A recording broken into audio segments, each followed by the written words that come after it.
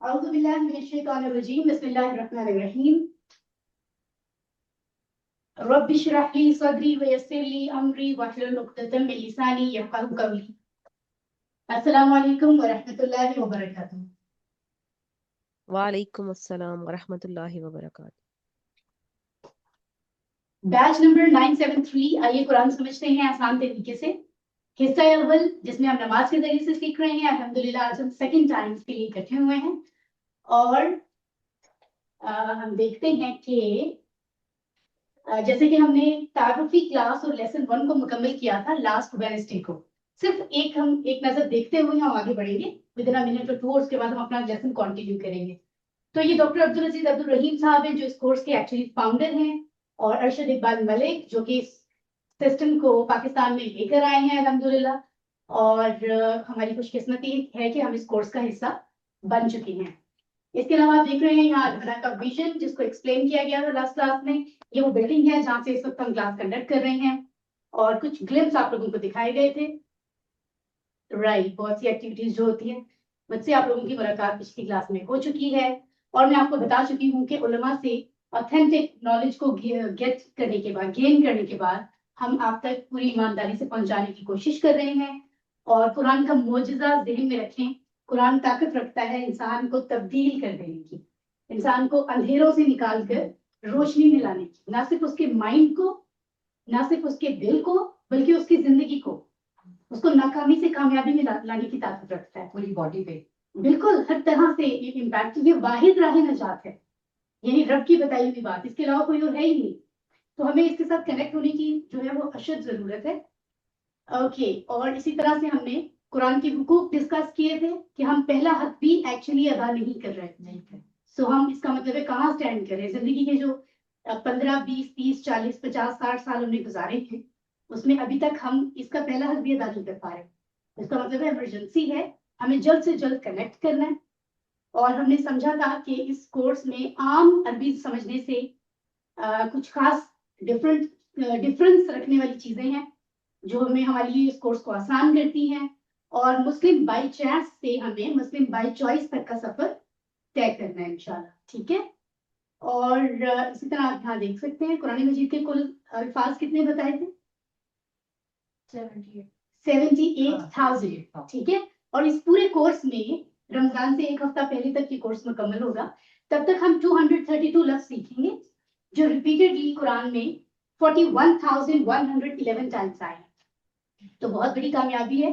तो आज second class है, इसके बाद सिर्फ 8 क्लासेस रहती हैं, उनमें से भी 2 रिवीजन की हैं जो आपके 10-11 लेसन के बाद रिवीजन है। इट मींस बहुत लिमिटेड टाइम, तो इसको मिस करना जो है वो सरासर नुकसान है। अल्लाह ताला हमें हमारे लिए आसानी फरमाए कि हम इसको मुकम्मल करें। कुछ आदादो शुमार, कुछ काउंट्स आपको बताए गए थे ताकि आप डिसिप्लिन तरीके से कोर्स को समझें। इनकी डिटेल के लिए आप अपनी रिकॉर्डिंग पिछली क्लास की देख सकते हैं। कोर्स के मकासद जरा जल्दी जल्दी रिपीट कर लें। पहला मकसद क्या है? कुरान समझना आसान हो जाए। कुरान समझना आसान हो। दूसरा मकसद नमाज समझ में आ जाए। तीसरा मकसद नमाज मुयस्सर हो जाए। चौथा मकसद कुरान के साथ काम। पांचवा मकसद नेक अमाल, और उसके बाद अरबी बोल। चल अल्हम्दुलिल्लाह। और हमने हम क्यों इस कोर्स को वैल्यू करके अपना वक्त दे रहे हैं, क्योंकि हमें एक यूनिक तरीका मिल गया है जो इंतहाई आसान है और बहुत तेजी के साथ दिलचस्प अंदाज में हम सीख सकते हैं। मिनिमम 11 साल की एज के से लेकर ओल्ड एज तक यंगस्टर्स, हर एज के, हर फील्ड से ताल्लुक रखने वाले लोग सीख सकते हैं। एलिजिबिलिटी इसकी ये है कि कोई एजुकेटेड है, या कोई सिर्फ उर्दू जानता है, या कुरान मजीद की तिलावत जानता है, वो इससे कनेक्ट हो सकता है। इससे ज्यादा आसानी हमें क्या चाहिए। और अल्हम्दुलिल्लाह ये कोर्स की बुक्स हैं जो मैंने ऑनलाइन शेयर कर दी थी, और काफी लोग यहाँ से रिसीव कर चुके हैं फलाह से। बाकी लोग अगर मंगवाना चाहें तो उसका पूरा प्रोसीजर जो है वो मैं आज ग्रुप में शेयर करूंगी, आप लोग कोरियर के थ्रू मंगवा सकते हैं। ठीक है, और ये आपको बताया गया था कि क्योंकि सर्टिफिकेट आप हासिल करेंगे इस कोर्स के बाद, तो आपको क्या क्या एक्टिविटीज, क्या क्या काम करने हैं। तो खैर आगे बढ़ते हैं। तावुज़ हमने मुकम्मल किया था, और आज हम उसको देखते हुए सूरह फातिहा मुकम्मल करेंगे। ठीक है, आमतौर पर मेरा ख्याल है आप लोग क्लास में जितने लोग ऑनलाइन मौजूद है वो ये कहेंगे कि हमें तो सूरह फातिहा का तर्जुमा आता है। मुझे भी आता था जब मैं यहाँ आई थी। आमतौर पे तो हमें पूरी नमाज का तर्जुमा ही बेसिक तो पता है, लेकिन कनेक्ट हम फिर भी नहीं हुए। इंशाल्लाह आज हम जरा इसको डिफरेंट तरीके से अंडरस्टैंड करेंगे सो दैट अपनी अगली नमाजों में हम उसके फर्क को महसूस करें। ठीक है, तो मुस्कुराइए, सो हम आगे चलते हैं। ओके, सो सबसे पहले हम सूरह फातिहा की तिलावत सुनते हैं, तो बहुत ध्यान से सुनिए। أعوذ بالله من الشيطان الرجيم بسم الله الرحمن الرحيم الحمد لله رب العالمين الرحمن الرحيم مالك يوم الدين إياك نعبد وإياك نستعين اهدنا الصراط المستقيم صراط الذين أنعمت عليهم غير المغضوب عليهم ولا الضالين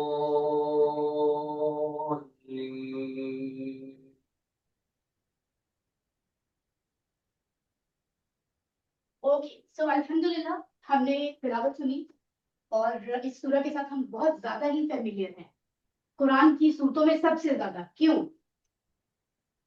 क्योंकि नमाज में हम इसको रिसाइट करते हैं, तो सबसे ज्यादा हमारी जिंदगियों में रेसिटेशन इस सूरह की होती है ना। तो यहाँ से हमें इसकी वैल्यू का एहसास भी हो रहा है। एक तो ये कि कुरान मजीद का जो आगाज है वो इस सूरह से किया गया, तो पता चलता है कि कुछ तो खास बात है, बहुत ज्यादा खास है। वैसे तो हर हिस्सा ही कुरान का खास है। और नमाज में इस सूरह को अल्लाह ताला ने भी ये गाइड किया है कि आपने हर वक्त में अदा करना है। इसमें कोई ऑप्शनल बात नहीं की है कि आप अदा करें या ना करें। ठीक है, सो तावुज़ हमने इसको लास्ट क्लास में समझा था और उससे कामयाब इंसान की पहली आदत सीखी थी। क्या आदत है पहली? कि वो अल्लाह की पनाह तलब करता है। आइए हम देखते हैं, बिस्मिल्लाहिर्रहमानिर्रहीम रिसाइट करें। बिस्मिल्लाहिर्रहमानिर्रहीम, बिस्मिल्लाही अल्लाह के नाम से, अर्रहमान जो बहुत मेहरबान, अर्रहीम रहम करने वाला है। ठीक है, तो अगर इन लफ्जों को हम समझें, पहले लफ्ज को देखें बिस्मी। अगर मैं आपसे कहूं कि आप असल में ये कितने लफ्ज हैं जो जुड़े हुए हैं, तो आप क्या कहेंगे? 3 नहीं, 3 हर्फ हैं। हर्फ भी जो अल्फाबेट्स होते हैं, मैं वो नहीं पूछ रही, मैं लफ्ज कह रही हूँ। आपने वो चीज अलग कर ली है जो पूरा पूरा एक लफ्ज है और पूरा उसका मानी होना चाहिए। तो इसमें क्या चीज अलग हो सकती है? Any idea? अल्लाह, इसमें बी अलग हो सकता है। बिल्कुल। तो ये कितने टुकड़े हैं टोटल बिस्मी में? 2 टुकड़े हैं। बिस्मी 2, बिल्कुल सही है। ओके जी, तो बी और इस्म ये 2 हैं। ठीक है, let me just tell you, एक तो है बेसिकली बी प्लस इस्म। तो अरबी में आप ऐसे बहुत से लफ्ज देखेंगे जो आपको बजाहिर एक लफ्ज नजर आते हैं, लेकिन जब आप ग्रामेटिकली गौर करते हैं तो 2 2 3 3 4 4 मिले हुए होते हैं। ठीक है, तो बी एक पूरा लफ्ज है। वैसे तो आप कहेंगे कि ये अल्फाबेट है, लेकिन दरअसल ये पूरा क्या है? लफ्ज है। ठीक है, मुझे देखते हैं यहाँ से माइक आज जो है ना वो बंद ही करने पड़ेंगे क्योंकि सिस्टर्स।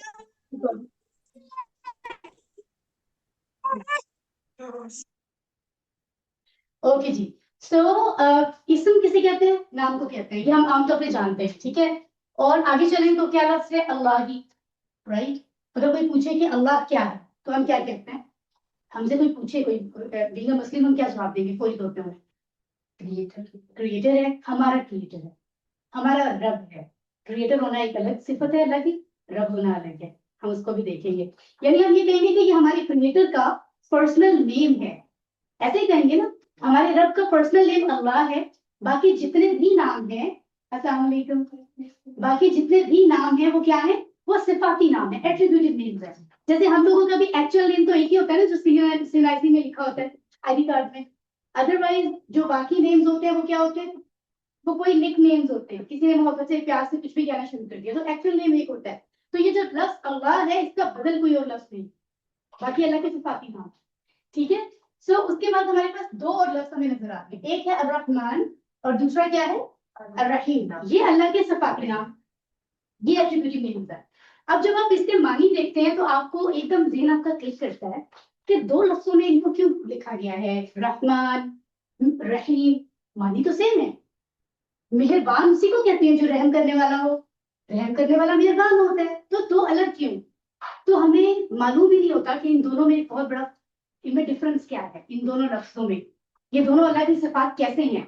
रहमान शो करता है इंटेंसली मर्सीफुल होने को, यानी अल्लाह की जो रहमत है वो बहुत शदीद है, जितनी मैं और आप इमेजिन कर सकते हैं, उससे भी ज्यादा अल्लाह ताला हम पर रहम फरमाते हैं। तो इस शिद्दत को, रहम करने की शिद्दत को कहते हैं रहमान। क्या कहते हैं? इस वजन पे और भी लफ्ज हैं कुरान में, रहमान, गदशान, बहुत से लफ्ज हैं। तो इस वजन पे आने वाले अरबी के लफ्जों में शिद्दत होती है, ये चीज बहुत ज्यादा है। ठीक है, इसी तरह जो इस अंदाज में आते हैं जैसे रहीम, करीम, इस वजन पर उनमें तसलसल होता है, यंसी, यानी मुसलसल रहम करने वाला। यानी एक अल्लाह की सिफत ये है कि वो हम पे बहुत ज्यादा काइंड है। तभी तो हम कितनी नाफरमानियां करते हैं। अल्लाह ताला के पास तो इस चीज की ताकत है कि वो चाहे तो कहे तुमने सुबह आज ये किया है, मेरी नाफरमानी की है, तो आज शाम का रिस्क तुम्हें नहीं मिलेगा। तुमने अपने वजूद को मेरे लिए इस्तेमाल नहीं किया तो आज शाम को तुम देख नहीं पाओगे, तुम्हारी आंखें ब्लाइंड हो जाएंगी। अल्लाह ताला चाहे तो क्या नहीं कर सकते? कर सकते हैं, लेकिन नहीं कर रहे होते, क्योंकि बहुत रहम कर रहे हैं, बहुत वक्त दे रहे हैं संभलने के लिए। ठीक है, तो अल्लाह की रहमत बहुत ज्यादा है और मुसलसल है, ये होता है रहीम होना।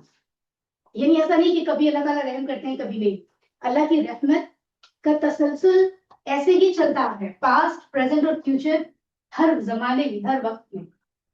तो इससे अल्लाह ताला की मोहब्बत का एहसास होता है। ऐसे ही है, अब ये बिस्मिल्लाह मेरे ख्याल में जो अर्ली एज की चीजें थी उनमें से एक है, पेरेंट्स ने सिखाया, टीचर्स ने सिखाया, लेकिन हुआ क्या, हमें वो वाला कनेक्शन नहीं था। हमें पता तो है कि अल्लाह का नाम लेना है किसी भी काम से पहले तो बिस्मिल्लाह पढ़ लो, लेकिन ये मानी हमें पता नहीं थे। अल्लाह का नाम इसलिए लिया जाता है कि उसका नाम ही इतना बाबरकत है, और आप कोई काम शुरू करने से पहले अल्लाह को याद करते हैं, अल्लाह तेरे नाम से कर रहा हूँ, और अल्लाह की मदद भी आ जाती है, अल्लाह की मदद आप मांग लेते हो। तो ये एहसास होना चाहिए बिस्मिल्लाह पढ़ते हुए, और फिर अल्लाह का नाम लेते हुए ये कहकर कि अल्लाह मैं ये काम करने जा रहा हूँ तेरा नाम लेकर। तो बहुत रहम करने वाला है, तो मुसलसल रहम करने वाला है, तो ऑफकोर्स मेरा ये काम अच्छा होगा। ये है असल कॉन्सेप्ट, है ना? तो is this clear to you? ये लफ्ज क्लियर हो गए? ओके, तो आगे देखते हैं। अगर हम राइट, सो यहां से हमें दो आदतें मिलेंगी कामयाब इंसान बनने की। पहली आदत हमने क्या सीखी थी? जल्दी जल्दी रिस्पॉन्स किया करें। तअव्वुज़ से पहली आदत क्या सीखी है कामयाब बनने की? कि अल्लाह ताला की पनाह में हम आए। हाँ, शैतान से। शैतान आदत हमें बनानी पड़ेगी अगर हम कामयाब बनना चाहते हैं। शैतान की बातों में रहेंगे तो कामयाब नहीं होंगे। दूसरी आदत हमें कहाँ से मिल रही है? बिस्मिल्लाह से। हाँ, कि शुरू अल्लाह के नाम से। हाँ, अल्लाह के नाम से। असल अच्छा, ये जो लफ्ज शुरू है ना, ये कहीं भी नहीं है इसमें, ये सिर्फ हमने अपनी अंडरस्टैंडिंग के लिए हम बोलते हैं शुरू। हर काम से मतलब आप हाँ, अल्लाह के नाम से आए। अपनी अंडरस्टैंडिंग के लिए शुरू बोलते हैं, इसके तर्जुमे में शुरू का लफ्ज आता नहीं है वैसे। अरब के लोग तो नहीं बोलते।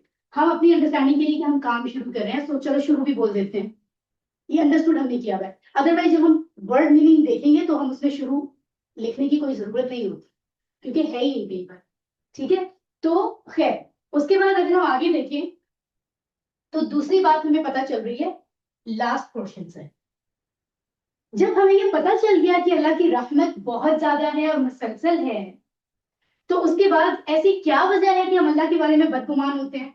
मेरी लाइफ में तो ये हो गया, मुझे ये चीज नहीं मिली, मेरे इतने नंबर्स नहीं आए एग्जाम्स में, ना जाने हम क्या क्या सोचते हैं, और अल्लाह के बारे में बदगुमानी, नेगेटिव थिंकिंग ऐसे ही करते हैं ना। और अल्लाह को यही ना पसंद है कि मेरा बंदा मुझसे राजी नहीं है। ऐसे ही है ना। सो ये सिखाया जा रहा है कि अगर आप कामयाब इंसान होना चाहते हैं तो आप हमेशा पॉजिटिव थिंकिंग रखें। किसके बारे में?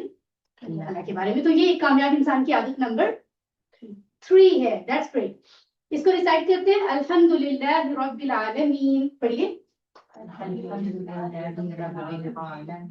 तमाम तारीफें और शुक्र अल्लाह के लिए है, रब है तमाम जहानों का। अब इन मानों को आप आमतौर पर देख चुके होंगे, लेकिन हम एक एक लफ्ज को देखने की कोशिश करते हैं। सुभान अल्लाह। तो ये जो लफ्ज हम्द है ना, ये हमने बहुत अर्ली एज में सीखा होता है। स्कूल में उर्दू की किताब में सबसे पहला लेसन हम्द होता है, ऐसे ही है ना, अल्लाह की तारीफ, राइट? और हमें पता चलता है कि तारीफ में शुक्र भी है। क्या है? अस्सलाम वालेकुम न्यूकमर्स, माशाल्लाह आगे यहाँ भी आ सकते हैं आप। ओके, तो जहां तक जो तारीफ के काबिल होगा बनता है कि उसका शुक्र किया जाए। तो याद रखिए कि इसके दो मानी है। और फिर हमने एक लफ्ज पढ़ा था तावुज़ में कि अगर इसम के साथ अलिफ लाम आ रहा है तो उसके भी कई इस्तेमाल हैं।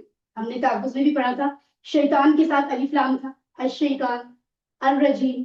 यहाँ पर हमद के साथ अलिफ लाम है, तो वहां का अश-शैतान हर तरह के शैतान, तमाम शयातीन की बात हुई। यहाँ क्या कह रहे हैं? तमाम तरह की तारीफें अल्लाह की हैं। वो शायराना अंदाज में कहा जाता है ना कि किसी शायर ने किसी की तारीफ की तो उसने कहा कि तारीफ उस खुदा की जिसने तुझे बनाया, तू तो इस काबिल नहीं है, तेरी क्या तारीफ करूं। तो कितनी खूबसूरत बात है ये। तो तख्लीक जब आप देखते हैं कुछ भी दुनिया में और आप उससे इंप्रेस होते हैं तो याद करें कि खालिक कौन है, असल में डिजाइनर कौन है। दिस इज द पॉइंट, ठीक है। ओके जी, दूसरा पॉइंट है लिल्लाही। तो लिल्लाही आपके ख्याल में कितने लफ्ज हैं जो जुड़े हुए हैं? तीन कैसे? एक ली, ओके, दो है ना, तीन तो हो सकते। लाम जेर ली, जैसे बाजेर बी था अभी बिस्मिल्लाह में, लाम जेर ली एक पूरा लफ्ज है, उसका मतलब होता है लिए, फॉर, किसी के लिए। तो किसके लिए? लिल्लाही, अल्लाह के लिए, ठीक है। ओके, उसके बाद हमारे पास अगला लफ्ज है रब। सुभानअल्लाह, अरबी से स्ट्रॉन्ग जुबान कोई भी नहीं है। जो एक्सपर्ट्स है ना, जो जुबानें जानते हैं, वो ये बताते हैं। इंग्लिश क्यों है स्पेशल? क्योंकि इंग्लिश बोलने वाले दुनिया में आगे निकल गए हैं। अदरवाइज इंग्लिश जुबान को जब आप उसको देखते हैं ना, उसके स्ट्रक्चर को, तो वो बहुत ही पुअर है, चीजों की सेंस नहीं बनती। लेकिन क्योंकि एक चीज बन चुकी है, वैल्यू ले ली है उसने, तो अब चाहे आप जैसे भी हो, आप कहते हो नहीं उसको सीखना है जितना हो सके, जरूरत बन गई, इससे ज्यादा तो कोई वैल्यू नहीं है। लेकिन अरबी की वैल्यू इसलिए है कि अल्लाह की तरफ से उसको चूज किया गया है खास मकसद के लिए। और उसकी ग्रामर देखिए तो बड़ी स्ट्रांग है, बहुत मजे की है। अब आप एक लफ्ज रब देखते हैं, दुनिया में जितनी जुबानें हैं इसका बदल कोई और लफ्ज नहीं। कोई एक लफ्ज आप इसकी जगह तर्जमे के लिए नहीं लिख सकते, इसलिए आप देखते हैं रब लिखा हो। तो इसको समझने के लिए आपको पूरी डिटेल देखनी होगी। यानी रब उसको कहा जाएगा, रब इज एट्रीब्यूटिव नेम ऑफ अल्लाह, ये तो पता है ना सबको। तो जो मालिक है, जिसकी मलकियत है सब चीज, हर चीज, प्रॉपर्टी, जो पालने वाला है, जो जरूरतें पूरी करने वाला है, जो सेहत मौत जिंदगी नेमतें देने वाला है, मुश्किल में फंस जाए किसी भी मुश्किल में निकालने वाला है, अकेला हो, ठीक है। तमाम कायनात हमारे लिए बनाने वाला है, औलाद देने वाला है, रिस्क देने वाला है। ये बेसिक पॉइंट्स हैं। अभी लिस्ट आउट करें तो बहुत कुछ निकलेगा।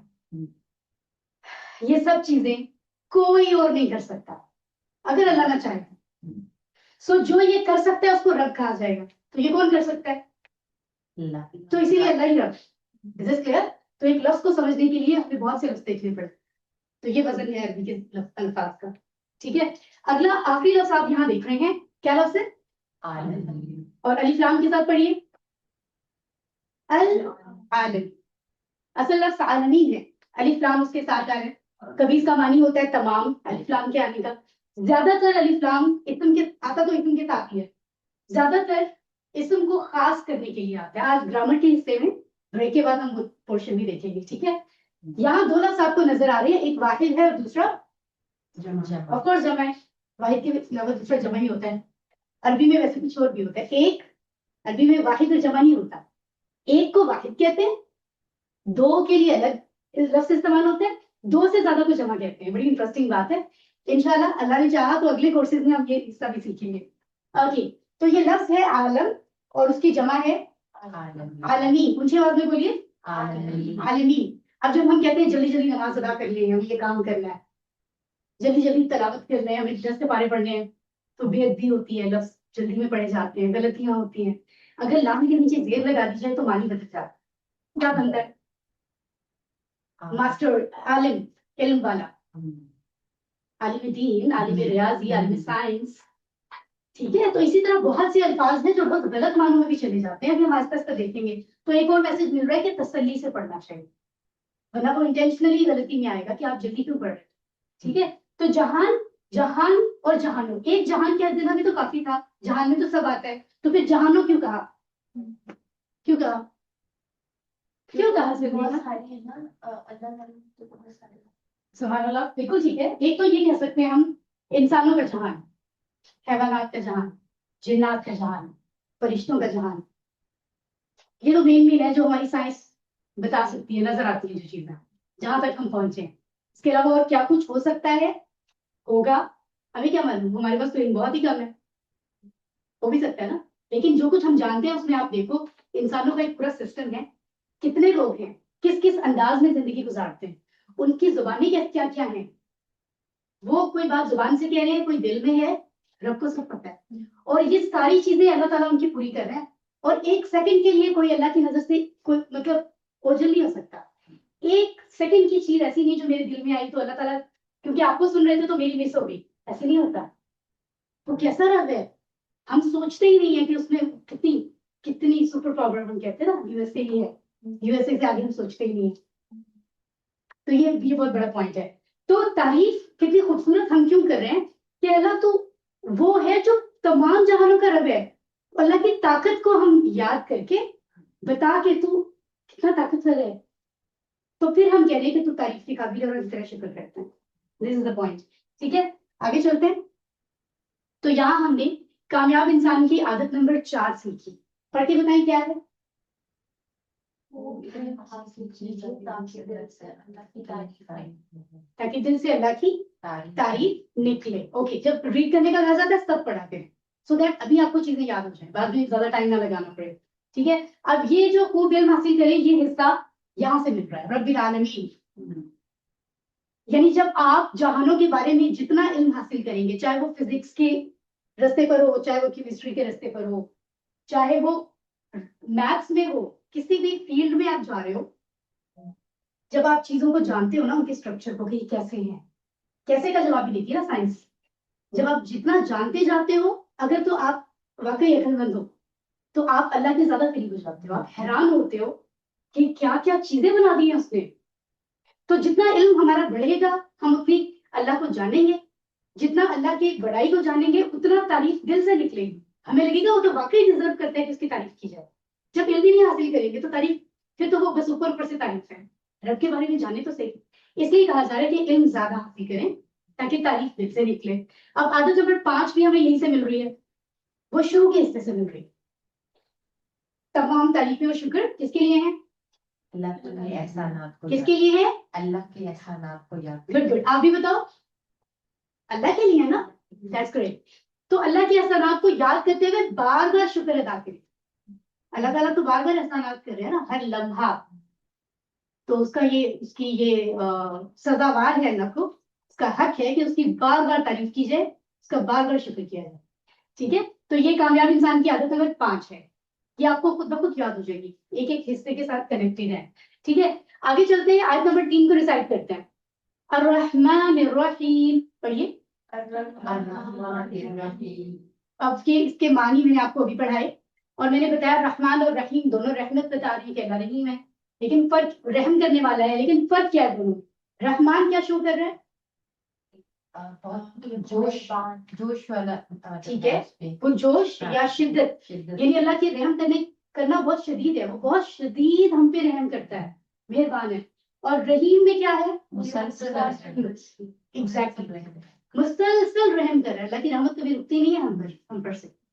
ठीक है, सो यहाँ पर हम इसका मैसेज, ये हमने बिस्मिल्लाह में वैसे पढ़ा था, यहाँ हमने आदत नंबर 6 हमने पिक कर लिया है यहाँ से, जो अल्लाह के रसूल ने भी फरमाया कि जो रहम नहीं करता उस पर रहम नहीं किया जाता। और हम सब ये अपना हक समझते हैं कि अल्लाह हम पे रहम करे, गलतियां हो जाती हैं।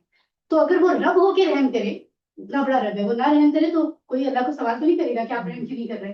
अल्लाह ताला फिर भी कहते हैं कि मैं जुल्म नहीं करता। और हम कुछ भी नहीं है, फिर भी हम लोगों से जो है ना, जहां तक मुमकिन होता है जो कर सकते हैं लोगों के खिलाफ करते हैं। आम सोच की बात कर रही हूँ। तो अगर रब रहम करता है तो हम तो बहुत ही, हमें आजिज होना चाहिए, हमें इस आजिजी में दूसरों पे रहम करना चाहिए। ये करने के लिए कि अल्लाह करे फिर हम पर भी रहम, तो रहम करने की आदत बनानी चाहिए। रहम वैसे कहते हैं किसको है? माफ कर देना। हाँ, एक चीज उसमें होती है, आप रहम करो तो माफ कर दो। अच्छा, इसको डिफाइन इस तरह किया जाता है, बगैर किसी गर्ज के कि ये मुझ पे, मैं इसके लिए ये कर रहा हूँ कि मेरे लिए ये करे। एहसान नहीं, एहसान एक अलग चीज है, बदला एक अलग चीज है। बेगर्ज बेलोस होकर सिर्फ अल्लाह की खातिर मोहब्बत से किसी का ख्याल रखना या किसी की जरूरत पूरी करना, वो होता है रहम करना। क्योंकि अगर आपके पास बेशक आपके पास पावर हो भी, फिर भी आप उसको अगले को कोई नुकसान नहीं पहुंचाते रहेंगे। बिल्कुल बिल्कुल एग्जैक्टली।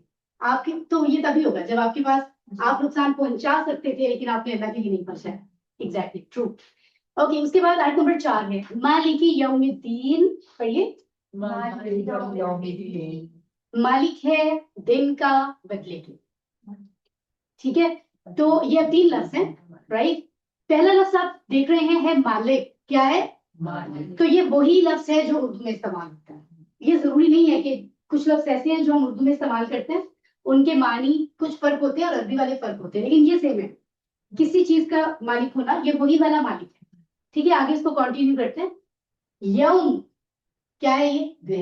ये भी मैंने उर्दू में, जब हम उर्दू की टीचर हमें पढ़ाती थी, शुरू में हमने उर्दू की दरख्वास्त लिखना सीखी तो उसमें आता था मुझे एक यौम की रुखसत इनायत फरमाए। ठीक है, तो वो मुझे याद है कि यौम पहली बार वही पढ़ा था। तो ये बेसिकली हमारे उर्दू जो है बहुत सी जुबानों का मिक्सचर है, तो इसमें अरबी के बहुत से लफ्ज हैं और ये भी हमारे लिए नेमत है, इसका भी शुक्र करें। इंग्लिश बोलने वालों को ये बेनिफिट नहीं मिलता। इतने लफ्ज हैं जो उर्दू में सेम है तो हमें याद ही नहीं करने पड़ते। इंग्लिश वालों को सारे वर्ड सीखने पड़ते हैं क्योंकि मैचिंग आमतौर पर नहीं होती वहां। ठीक है, ओके। तो मालिक है दिन का। कौन सा दिन? दीन। कौन सा दिन है? अब ये असल लफ्ज है दीन। असल लफ्ज क्या है? अलिफ लाम आता है अरबी में। आमतौर पे क्या होता है जब वो उस चीज को खास कर रहा हो, यानी खास किसी चीज की बात हो रही है। अब ये दीन जो है ना, ये 2 मानों में इस्तेमाल होता है अरबी में। एक तो है, बताइए जल्दी से, पहला क्या है? बदला। बदला। दूसरा क्या है? जिंदगी का। ये वाला हम बहुत ज्यादा इस्तेमाल करते हैं लफ्ज कि मेरा दीन क्या है? इस्लाम है। तो ये जो दीन इस्लाम होता है ना, ये दीन का मानी होता है वे ऑफ लिविंग। अभी में ये वाला जो दीन है इसका मीनिंग होता है वे ऑफ लिविंग, यानी इस्लाम, आप मुसलमान है, इट मींस आपकी पूरी निजाम जिंदगी इस्लाम के अंदर है और इस्लाम पूरा निजाम आपको देता है आप इस तरीके से जिंदगी गुजारें, ऐसे रहें, ऐसे मिले, हर चीज। ठीक है, अभी उसकी बात नहीं हो रही, ये हम आगे समझेंगे। अभी बात हो रही है पहले वाली की जो है बदला। तो बदला क्या होता है? यानी जो आप करोगे आपको वैसा मिलेगा, इसको बदला कहते हैं। तो सुभान अल्लाह, कुछ और लफ्ज भी यहाँ आ सकता था कि क़यामत के दिन रियलाइज कराया जा रहा है कि कोई ये ना कहे वो हमें जहन्नुम में क्यों भेजा। अल्लाह फरमाते हैं वही बदला मिलेगा तो तुम करके आओ। ठीक है, जुल्म नहीं किया जाएगा। तुम ठीक काम करो तो तुम्हें ठीक मिलेगा, अच्छा करोगे तो अच्छा मिलेगा, बुरा करोगे तो बुरा मिलेगा। तो जिस दिन हमें बदला मिलेगा हमारे कामों का, उस दिन का मालिक कौन है? तो हम हर नमाज में जब ये रिसाइट करते हैं तो ये बात हम कहते हैं, असल में अपने आप को, अपना जहन ताजा कर सकते हैं, अपने आप को ही बता रहे होते हैं ना रब के सामने कि अल्लाह जानता हूँ। अब कुछ ये क्वेश्चन आते हैं कि मालिक तो आज भी वही है, ऐसे ही है ना, लेकिन आज में उस दिन में फर्क क्या होगा? कौन बताएगा? क्या मलकियत में क्या फर्क है उस दिन में, रोजे हिसाब में और आज के दिन? अभी हिसाब नहीं हो रहा, अभी हम खुले। अभी तो हम पर रहम, सही है। अभी तो हम पे अल्लाह मतलब कहते हैं खुली छूट दी है, रहम कर रहा है, हमें मौका दे रहा है। नहीं, हाँ वो तो ठीक है। अभी के लिए ये है कि अभी अल्लाह ताला ने हमें मर्जी करने की वो दी हुई है ना, एक छूट दी हुई है, वक्त दिया हुआ है। जब अगर अल्लाह ताला चाहे तो हम कुछ भी नहीं कर सकते। मतलब हम जो सांस अभी ले रहे हैं, अल्लाह ताला चाहे तो हम अगला सांस नहीं ले सकते। ये जो मैं हाथ मूव कर रही हूँ, अगर अल्लाह ताला चाहे तो मैं नहीं कर सकती, लेकिन अल्लाह ताला ने मुझे मर्जी करने की एक हद तक इजाजत दी हुई है, तभी तो पूछ होगी ना। ठीक है, उस दिन अल्लाह ताला वो इख्तियार ले लेंगे, ये मतलब है इसका। अदरवाइज मालिक तो आज भी अल्लाह ही है। ठीक है, उस दिन तो पूरी तरह से फिर वही सब होगा जो अल्लाह की तरफ से होगा। तो आगे चलते हैं। तो हमें यहाँ से ये आदत बनानी चाहिए कि हम जिंदगी अच्छे से गुजारें। ठीक है, इस टाइम को हमें कैश करना है आखिरत बनाने के लिए, लेकिन याद रखें कि जो भी काम कर रहे हैं इसको ज़हन में रखें, मुझे काम अच्छे से करना है। चाहे वो एंजॉय करने का काम है, काम ये तो नहीं कहता आप रोते रहो बैठ के, आप अच्छा ना खाओ, ऐसा तो नहीं कहता। काम तो अच्छा करने का कहता है। आप जो भी काम कर रहे हो ये सोचो कि ये करने, इसका भी करने के बाद मेरी अकाउंटेबिलिटी होगी इस काम की भी। अगर मुझसे अल्लाह ताला पूछेंगे तो शर्मिंदगी तो नहीं होगी मुझे। बस इतना सा सोचें और चलते रहे अपनी लाइफ। सो कोई भी काम करें ये ध्यान में रखें कि एक दिन मुझे इसके लिए आंसरेबल होना है, मेरा कोई काम अल्लाह से छुप नहीं सकता। बस, तो ये आदत हमें बनानी चाहिए कि हम आखिरत को भूले नहीं। भूलने से आखिरत खत्म नहीं होगी, आखिरत तो आएगी।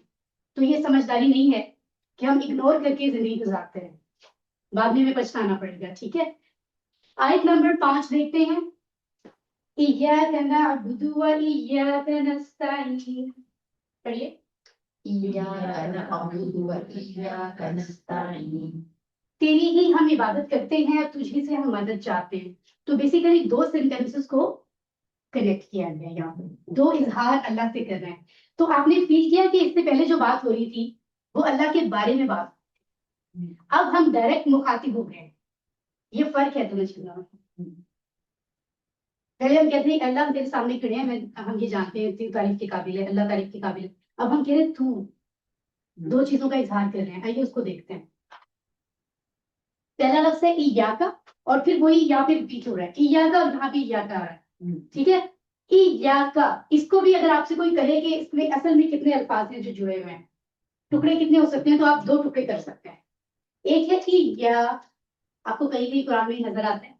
इसका मानी होता है सिर्फ, ओनली, बस, यानी ओनली हुआ, इसके बाद कोई और नहीं। ठीक है, और ये जो काफ सबर का है ये तेरी के मानों में आता है। आज के ग्रामर में हम इसको अंडरस्टैंड भी करेंगे। ठीक है, सो इया का, तेरी ही, और यहाँ पर क्या है, तुझसे ही, एक ही मानी है। आप ये भी कर सकते हो सिर्फ तेरी, आप ये तर्जुमा भी कर सकते हो सिर्फ तेरी। ठीक है, नअबुदु और नस्ताइन, इन दोनों में क्या चीज सिमिलर है, क्या सिमिलर है दोनों में, हम नून जबर ना। आहिस्ता आहिस्ता ये चीजें आपको अंडरस्टूड हो जाएंगी। जैसे अब इंग्लिश की उर्दू की बुक्स खोलते हैं तो हमें कुछ गौर भी करना पड़ता है, तो थोड़े से टाइम में आपको इतनी नॉर्मल लगेगी ये चीजें, तो मुझे आती हैं जब आप कुरान खोलेंगे। तो आप देखिए नून जबर ना दोनों के शुरू में आ रहा है, नाबुदु नस्ताइन, और मानो मानी थी हम से शुरू हो रहा है। तो याद रखिए अक्सर लफ्ज आप ऐसे पढ़ेंगे फेल होंगे, जो मतलब काम के बारे में, इबादत करना एक काम है ना, मदद मांगना या मदद करना वो भी एक काम है। ठीक है, तो ऐसे लफ्जों के शुरू में आप नून जबर ना देखेंगे और उसका मानी हमसे होगा। तो ये पॉइंट आप याद कर लो।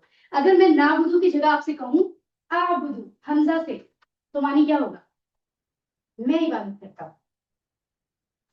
रिपीटिंग अगेन, नाबुदु, नून से हम, हमजा हमजा या अलिफ कह लें, उससे मैं। तो ये चीजें इंशाल्लाह हम समझेंगे आगे। एक और लफ्ज, अच्छा ये दो लफ्ज जो करने की बात है वो क्या है, इबादत और मदद। यानी एक काम हम ये कह रहे हैं कि अल्लाह हम तेरे लिए कर रहे हैं, और दूसरे हम तुझसे मांग रहे हैं। ठीक है, तो पहले हम इजहार करते हैं कि हम तेरी इबादत करते हैं। मुझे ये बताइए इबादत कहते किसको है, बंदगी को। बड़ी गुड, किसने बताया आपने बताया, चलिए आपको इनाम देते हैं। बंदगी क्या होता है, तुम बताएगा बंदगी क्या होता है, बंदा बन जाना। बंदा बन जाना क्या होता है, गुलाम बन जाना। बंदा बन जाना एक्चुअली क्या है, स्लेव, बात मानना। हाँ, मतलब एक आका होता है, गुलाम होता है, बंदा गुलाम होता है बेसिकली। एग्जैक्ट, नहीं, गुलाम, गुलामी में गुलाम की कोई मर्जी नहीं होती। मालिक और गुलाम के दरमियान रिश्ता ये होता है कि जो मालिक कहेगा गुलाम वही करेगा, फॉलो करेगा। एग्जैक्टली, हाँ एग्जैक्टली। तो हमने जो है ओबे करना है सर, ओबे करें। डिसओबे करने का कोई जवाब बनता ही नहीं है, क्योंकि हमारे ऐसा रिश्ता ही नहीं है। हमारे प्यारे नबी के बारे में अशहदु अल्ला इलाहा अशहदु अन्ना मुहम्मदुर रसूलुल्लाह हम जब कहते हैं, उसमें जब हम अब्द का जिक्र करते हैं, अब्दुहु व रसूलु, कि वो उसके बंदे हैं, तो ट्रांसलेशन में हिज स्लेव लिखा होता है। नहीं पता आपको, नहीं पता, आगे हम समझेंगे इंशाल्लाह लेसन 6 में, नेक्स्ट लेसन में इंशाल्लाह। ठीक है, तो मतलब अल्लाह के बंदे बन जाना, हम कह रहे हैं या अल्लाह हम तेरी बंदगी में हैं, यानी हम वही करेंगे जो तू कहता है। और हमें जब कोई मदद चाहिए हो तो हम तुझसे मदद मांगते हैं, किसी और से नहीं। ये नहीं कह रहे हम तेरी इबादत करते हैं तुझसे मदद मांगते हैं, हम कह रहे सिर्फ तेरी। ये सिर्फ जो है ना ये अल्लाह को चाहिए। अगर ये सिर्फ निकल जाए तो इसका मतलब है हम तौहीद से निकल गए। और अगर वननेस ऑफ अल्लाह का कॉन्सेप्ट नहीं है तो दीन है ही नहीं, ये बेस है। शिर्क की बात, बाकी तो कुछ है ही नहीं ना। अल्लाह के साथ आप किसी को पार्टनर नहीं कर सकते, ये पहली शर्त है इस्लाम की। ये बात तो हम सबको पता है। ठीक है, आइए आगे बढ़ते हैं और हम आगे देखते हैं कि क्या है। राइट, तो यहां से हमें पहले हिस्से से आदत नंबर 8 क्या पता चली, बताइए जरा। हर काम में इबादत की नियत हो, हर काम में इबादत की नियत होनी चाहिए। तो इसका मतलब है पहले तो काम, अच्छा काम करें, दुरुस्त काम, और फिर करते हुए ये सोचना कि मैं अल्लाह के लिए कर रहा हूँ, वो उसको इबादत बना दे। फिर चाहे आप खाना ही क्यों खा रहे, आप सोच रहे हो कि मैंने ये रिस्क हलाल कमाया है, किसी का हक नहीं है, मैंने ये रिस्क चोरी नहीं किया, और फिर उस तरीके से जैसे उसको खाया जाता है फिर आप शुक्र अदा करते हो। तो ये बहुत आसान है, हम लोगों ने बिला वजह कुछ चीजों को बहुत ही सर पे सवार किया हुआ है।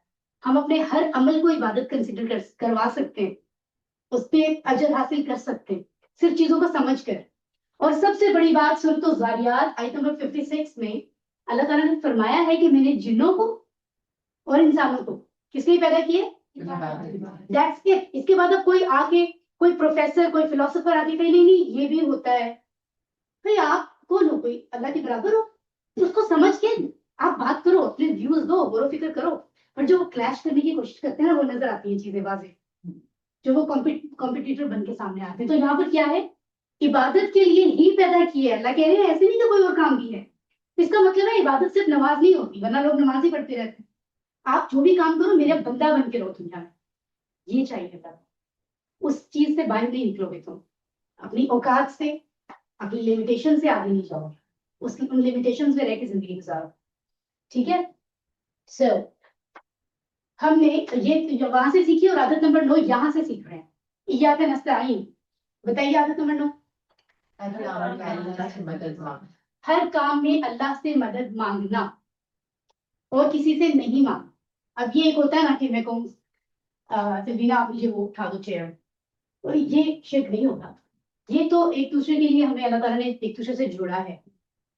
लेकिन ये कहा जाता है कि इंसान का यकीन इतना पुख्ता होना चाहिए, जब वो बीमार है वो डॉक्टर के पास जाए, उसको पता है डॉक्टर मुझे मेडिसिन देगा, लेकिन ये भी एक पूरा सिस्टम है जो अल्लाह ने बनाया है। शिफा मुझे अल्लाह ताला ही दे, डॉक्टर नहीं दे सकता। ठीक है, तो ये चीजें शिर्क में नहीं आती। बट एक चीज को एक वो सिंपल सी बात है जो दीवारों पे लिखा होता है, एक बंगाली बाबा के पास आए, डिजायरों पे जाके दुआ करो। हाँ वो कह रहे बहुत बहुत सी सूरतें हैं। आहिस्ता आहिस्ता हम समझेंगे शिर्क की बहुत सूरतें हैं जो हमारी जिंदगियों में आम हो चुकी हुई हैं। हम कहते हैं हम शिर्क नहीं कर रहे, हालांकि हम कर रहे हो। अल्लाह के अलावा तो किसी से डर के कुछ करना जायज ही नहीं। हम तो बहुत कुछ कर रहे हैं। हम तो कितना कुछ जिंदगी में नहीं करते कि लोग क्या कहेंगे, ये भी शिर्क है। हमें सोचना चाहिए अल्लाह क्या कहेगा, हम अपनी जिंदगी की साइड बदल देते हैं, ये शिर्क नहीं है। वही तो अल्लाह ने कहा जिंदगी में जाके दुनिया में ये मेरे लिए करो। So this is point. Anyway आगे चलते हैं, अल्लाह में समझ आता फरमाए। सो हम अब एंडिंग की तरफ जा रहे हैं। 2 आयात दोनों में एक तरह की बात हो रही है। यानी पहले हमने अल्लाह के बारे में बात की, अपनी हिफाजत की बात से शुरू किया, फिर अल्लाह के नाम से शुरू किया, अल्लाह की तारीफ की, जहानों की बात की, ठीक है, उसके रहमान होने की बात की कि वो बदले के दिन का मालिक है। फिर हमने बताया सिर्फ तेरी इबादत करते हैं, हमारा तेरा रिश्ता ये है, कोई और नहीं है बीच में, और तुझे से तू ही हमारी मदद कर सकता है, हमें कोई और नहीं कर सकता। हम इसी ईमान पर हैं। आखिर में हम अल्लाह से दुआ मांग रहे हैं जो इस सूरत का खुलासा है। बेसिकली अगर कोई पूछे कि सूरतुल फातिहा क्या है, तो कहते हैं वो हिदायत की दुआ है। वो यहाँ से आए, ठीक है। इहदिनस सिरातल मुस्तकीम, रिसाइट करें। इहदिना, इसके भी 2 टुकड़े होंगे। अभी आप ये ना सोचिए कि हमें कैसे पता चलेगा, ये अंडरस्टूड हो जाएगा जब आप लफ्जों के स्ट्रक्चर को समझेंगे। अभी तो सेकंड सेटिंग है, पहली तो इंट्रोडक्टरी थी ज्यादा। ये अंडरस्टूड हो जाती है चीजें खुद ब खुद। ईदी क्या है, ना क्या है, ये आपको पता चल जाएगा बहुत जल्दी। ईदी एक पूरा लफ्ज है, यानी आप किसी से कह रहे हो कि तू हिदायत दे, और ना का मतलब होता है हमें। अब ये ना वाला कॉन्सेप्ट भी आज हम ग्रामर में देखेंगे, ठीक है। ईदी, तू हिदायत दे, ना हमें, या आप हिदायत दो हमें, तो ये 2 लफ्ज है। अस्सिरात किसको कहते हैं? ओके, रास्ते को कहते हैं। और अल मुस्तकीम किसे कहते हैं? सीधा। ये खत मुस्तकीम, इस्तकामत, ये वही होता है, ठीक है ना, यानी सीधे उसी चीज पे मौकफ पे डटे रहो, उसके लिए ये लफ्ज इस्तेमाल होते हैं। तो सीधे रास्ते से मुराद क्या है? हम ये भी तो कहते हैं ना कुछ एक वो बहुत ही सिंपल जुबान में, ये सीधा हाथ है ये उल्टा हाथ है, ऐसे भी बोलते हैं। तो सीधा हाथ कहते हैं मतलब, और कभी ये भी कहते हैं सीधी बात करो उल्टी बात करो, इसका मतलब है सही और गलत। Getting the point? तो सीधे से मतलब सही भी होता है। या आप दूसरा कॉन्सेप्ट ये समझ सकते हैं, हिदायत क्या होता है? पहली बात, आपके ख्याल में हिदायत क्या है? सीधे रास्ते पर। नहीं वो तो आगे है ना, उसको छोड़ दें। हिदायत क्या है? हिदायत इटसेल्फ क्या लफ्ज है? गाइडेंस, ठीक है। आपका कोई गोल है, कोई मंजिल है, उस तक पहुंचने का जो रास्ता है वो हिदायत है। अभी आप मुझे कहेंगे कि टी टाइम हो गया है, लेडीज कैफेटेरिया कहाँ है, कहोगे ना आप मुझे चाय पीनी है, मुझे नमाज के लिए जाना है, लेडीज मुसल्ला कहाँ है, तो मैं आपको गाइड करूंगी, वो होती है हिदायत। दिस इज, अब हमें क्या करना है, हमें, मुझे और आपको क्या चाहिए, हमें चाहिए हमेशा की कामयाबी, कि वो जिंदगी ये तो गुजरी जाएगी ना, अल्लाह इसमें भी आसानी दे, लेकिन ये ऐसे या वैसे गुजर जाएगी, वो नहीं गुजरेगी, वो नहीं गुजरेगी, ट्रस्ट मी। वो जैसी मिल गई वैसी सहनी पड़ेगी। यहाँ पे कहते हैं किसी को सजा हो रही हो ना, किसी को गलती से आग लग जाए, हादसा हो जाए, चंद मिनट्स में वो मर जाता है, उसकी वो तकलीफ निकल जाती है, वहां पर नहीं मरेगा इंसान, जलता ही रहेगा। हम कैसे सहेंगे? और अगर एक बार कामयाब हो गए, सीधे रास्ते से सही जगह पहुंच गए, तो फिर हमेशा के लिए कामयाबी है, फिर कोई टेस्ट नहीं है, वहां अपनी मर्जी होगी। ये कोई ख्वाब नहीं है, हमें लगता है तो सही, लेकिन ख्वाब लगता है, ये हकीकत है। वो एक एक्सपर्ट, मैं बहुत लोगों को सुनती हूँ, बात कर रहे थे, नेम मेंशन नहीं करूंगी, वो ये कह रहे थे अब हालात ये है, हमें जो आपका जमाना है, कमरों में तस्वीरें होनी चाहिए जहन्नम और जन्नत की। हमें लगता है ये ख्वाब है जो बताते हैं, जेंजिस को भी ये लगता है, बड़ों को भी, बच्चों को क्या, बड़े भी ये सोचते हैं। हकीकत में जहन्नुम सामने हो तो मैं देखती हूँ कौन रिश्वत देगा, लेगा, कौन सूद खाएगा, अगर जहन्नुम नजर आ रही हो। लेकिन हमें लगता है नहीं नहीं, शायद ख्वाबी है। So this is the point, ये सोचने की बात है। तो सीधा रास्ता वो है जो हमें हमेशा की कामयाबी देता है। तो हम अल्लाह से दुआ क्या मांग रहे हैं, उसी रास्ते की तरफ तो हमारी हिदायत कर। हम बहुत कंफ्यूज हैं, हम किस रास्ते पे चलते, ये कह लें। लेकिन ये मतलब नहीं है कि हिदायत लेकर और उसके बाद हम जो मर्जी करने निकल जाए। एफर्ट अपनी जरूरी है। तो कहते हैं अल्लाह की तरफ एक कदम आप चलते हैं तो अल्लाह ताला रास्ते खुद ब खुद ऐसे खोलते हैं, आप हैरान हो जाते हैं। और ये बात बिल्कुल प्रैक्टिकली सच है, कभी करके देखें, बेलोस अल्लाह के लिए वक्त दें, एफर्ट करें तो आसानी होती है। तो एनीवेज आगे चलते हैं। अब ये जो हिदायत की सीधे रास्ता कौन सा है ये भी क्लियर हो गया, इसको हम देखेंगे। आदत नंबर 10 पढ़ें जरा। हर काम में, इसका मतलब है आप कुछ भी शुरू कर रहे हो, सिर्फ ये नहीं है कि कुरान मजीद पढ़ना, दुनिया का कोई भी काम, तो दुआ मांगी कि अल्लाह मैं ये नया काम शुरू कर रहा हूँ, मेरी हिदायत फरमा, सीधा रास्ता। यानी मुझे नहीं पता मैं जिस अंदाज में जा रहा हूँ, हो सकता है मुझे इस काम में नुकसान, तो अल्लाह के सुपुर्द करें, फिर सही एफर्ट करें। ठीक है, तो और हिदायत मिलती कहाँ से है? सिर्फ 2 सोर्सेज है। क्या है? एक कुरान और सुन्नत। ये क्लियर होना बहुत जरूरी है दुनिया में। अच्छा सॉरी आपकी बात जी। वो आपको कह रही थी नमाज का नहीं, वो मैंने ही उनसे पूछा था, लेकिन हमें थोड़ा सा अपने शेड्यूल के मुताबिक चले। फिर सही। हाँ, वो जमात के साथ हम मिलेंगे तो फिर हमारा जो है ना, वो इकट्ठे लेडीज पढ़ लेंगी नमाज। तो कुरान मजीद और सुन्नत के अगेंस्ट अगर कोई इल्म मिलता है, ऐसा इल्म जिंदगी में आगे बढ़ने के लिए आप उसको अपना रहे हो, तो आप उसकी जांच करो। अगर वो इसके खिलाफ नहीं है तो आप उसे अपना सकते हो। मॉडर्न लाइफ में आप आगे बढ़ सकते हो, आप सब हासिल कर सकते हो, लेकिन अगर इससे इख्तलाफ में आ रही है तो फिर वो कुरान और सुन्नत के खिलाफ है, फिर आप नहीं मान सकते, वो किसी भी जमाने में इम्प्लीमेंट नहीं हो सकती। ये जब इंसान डीपली देखता है तो इंसान को लगता है बात तो सच है, तो वो चीजें वाकई नुकसान की है। ठीक है, सो आगे चलते हैं और आखिरी आयत देखते हैं। सिरातल लज़ीना अनअमता अलैहिम, रिसाइट करें। रास्ता उन लोगों का इनाम किया तूने उन पर। सिरात का मानी बताइए, रास्ता है, ये अभी हमने पढ़ा है। अल्लज़ीना, उन लोगों का, या वो लोग जो, दोज हु, इसका वाहिद उर्दू अरबी में बहुत इस्तेमाल होता है, अल्लज़ी, अल्लज़ीना, ये दोनों लफ्ज़ आते हैं। अनअमता, हमने पहला टेबल पढ़ा था, होगा हम, पहले जरा अंत, तो अंता का मतलब क्या था? तुम, आप, तो अनअमता ये वहीं से तार है कि हम अल्लाह को की बात मुखातिब है कि तूने इनाम किया। इनाम का लफ्ज़ हम पहले से जानते हैं, इनाम किन पर किया? उन पर। यानी ए अल्लाह हमें उन लोगों के रास्ते पे चला जिन पे तू इनामात करना। हम वादे कर रहे हैं अपनी दुआ को, ठीक है, और ये सिखा भी हमें अल्लाह ताला दे रहे हैं कि इस तरह से इस रास्ते पे चलो। ठीक है, सो अब वो रास्ता कौन सा है? कुरान मजीद को डीपली स्टडी करने के बाद पिक किया गया है कि 4 तरह के लोग हो सकते हैं जिन पे अल्लाह के इनामात होते हैं। पहले कौन है? सेकंड सिद्दीकीन, शुहदा, सालिहीन।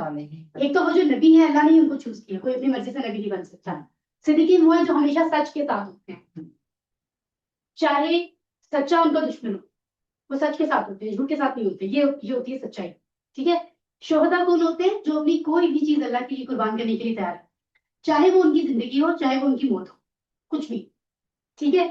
और सालिहीन कौन होते हैं? जो नेक काम करते हैं, यानी हर काम को दुरुस्त करने की कोशिश करते हैं। हमें अपने आसपास ऐसे पॉजिटिव लोग नजर आते हैं अक्सर, हर फील्ड में वो किसी के लिए नुकसान नहीं पहुंचा रहे हैं, हर किसी के लिए अच्छा कर रहे हैं।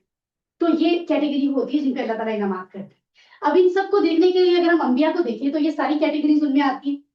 और अंबिया में अगर हम अपने फाइनल प्रॉफिट को देखें तो वाजी होता है हमें कि हमारे नबी ने क्या किया। ये 4 काम किए उन्होंने वाजी तौर पर। एक तो सही अमल, कि दुनिया में जो लोग हैं उनको सही काम करना चाहिए। क्या क्या वो जुल्म किया करते थे, क्या कुछ नहीं करते थे उस जमाने में लोग, हर तरह की बुराई की। सही काम सही करो जो जस्टिफाइड बनता है। दिल भी गवाही देता है कि आप सही कर रहे हो या गलत। चोर को पता होता है मैं गलत कर रहा हूँ, दिल बता रहा होता है ना। हम कभी किसी के लिए कुछ गलत कर दे तो रात को नींद नहीं आती, बेचैनी होती है। अच्छा करें तो सुकून होता है, क्यों? क्योंकि दिल बता रहा होता है। तो सही अमल करें जो सही है, दावत के काम को लेकर चले, अल्लाह के दिन को स्प्रेड करें। दावत मीन्स दीन की दावत, मतलब किसी भी अच्छे काम की दावत। किसी को मशवरा देना भी इबादत है, जो सही मशवरा आप दे रहे हो जिससे उसका मसला हल हो जाए, ये भी इबादत है। तो सारे मामला इसमें आते हैं। पाकीज़गी यानी गलत और सही को अलग करना, पाकीज़गी हो, ठीक है, उसको फरोग देना अपनी जिंदगी में भी और दूसरों की भी। और क्या है? नेकी का हुक्म देना और बुराई से रोकना। तो इन सब चीजों में जहां तक मुमकिन हो अपना हिस्सा में डालना, अगर हम इनाम वालों में होना चाहते हैं, ठीक है। और ये सारे पॉइंट्स डिस्कस होने वाले हैं बड़ी डिटेल में। ओके, तो आदत नंबर 11 पता चली। क्या क्या है जरा पढ़ के बताइए। हमेशा अच्छे मॉडल यानी हमारे सॉरी सारी की तरह हमेशा अच्छे मॉडल के तरीके, जो रोल मॉडल होते हैं बेसिकली। रोल मॉडल तो आजकल हमारे बहुत से, रोनाल्डो भी है वैसे तो, दिस इज ट्रू। तो एक तो रोल मॉडल असल अगर आपने देखना परफेक्शन, वो तो फिर तब हो सकती है ना जो दुनिया से चले गए, अब कुछ और तो नहीं होगा उनकी लाइफ में। और परफेक्ट लाइफ तो आखिरी नबी की है। और ये नॉन मुस्लिम भी कौन से हैं वो जिन्होंने बहुत सी किताबें लिखी हैं दुनिया की सबसे जो बेहतरीन पर्सनालिटीज पे, उनमें सबसे पहला नाम हमारे नबी का है। वो नॉन मुस्लिम शख्स है, उसने किताबें लिखी और वो कहता है कि हर पहलू से देखा जाए तो वो परफेक्ट है। सुभान अल्लाह। तो इंसानों में, मखलूकात में, इंसानों में परफेक्शन जो है वो उन पर है, ठीक है। तो सुभान अल्लाह।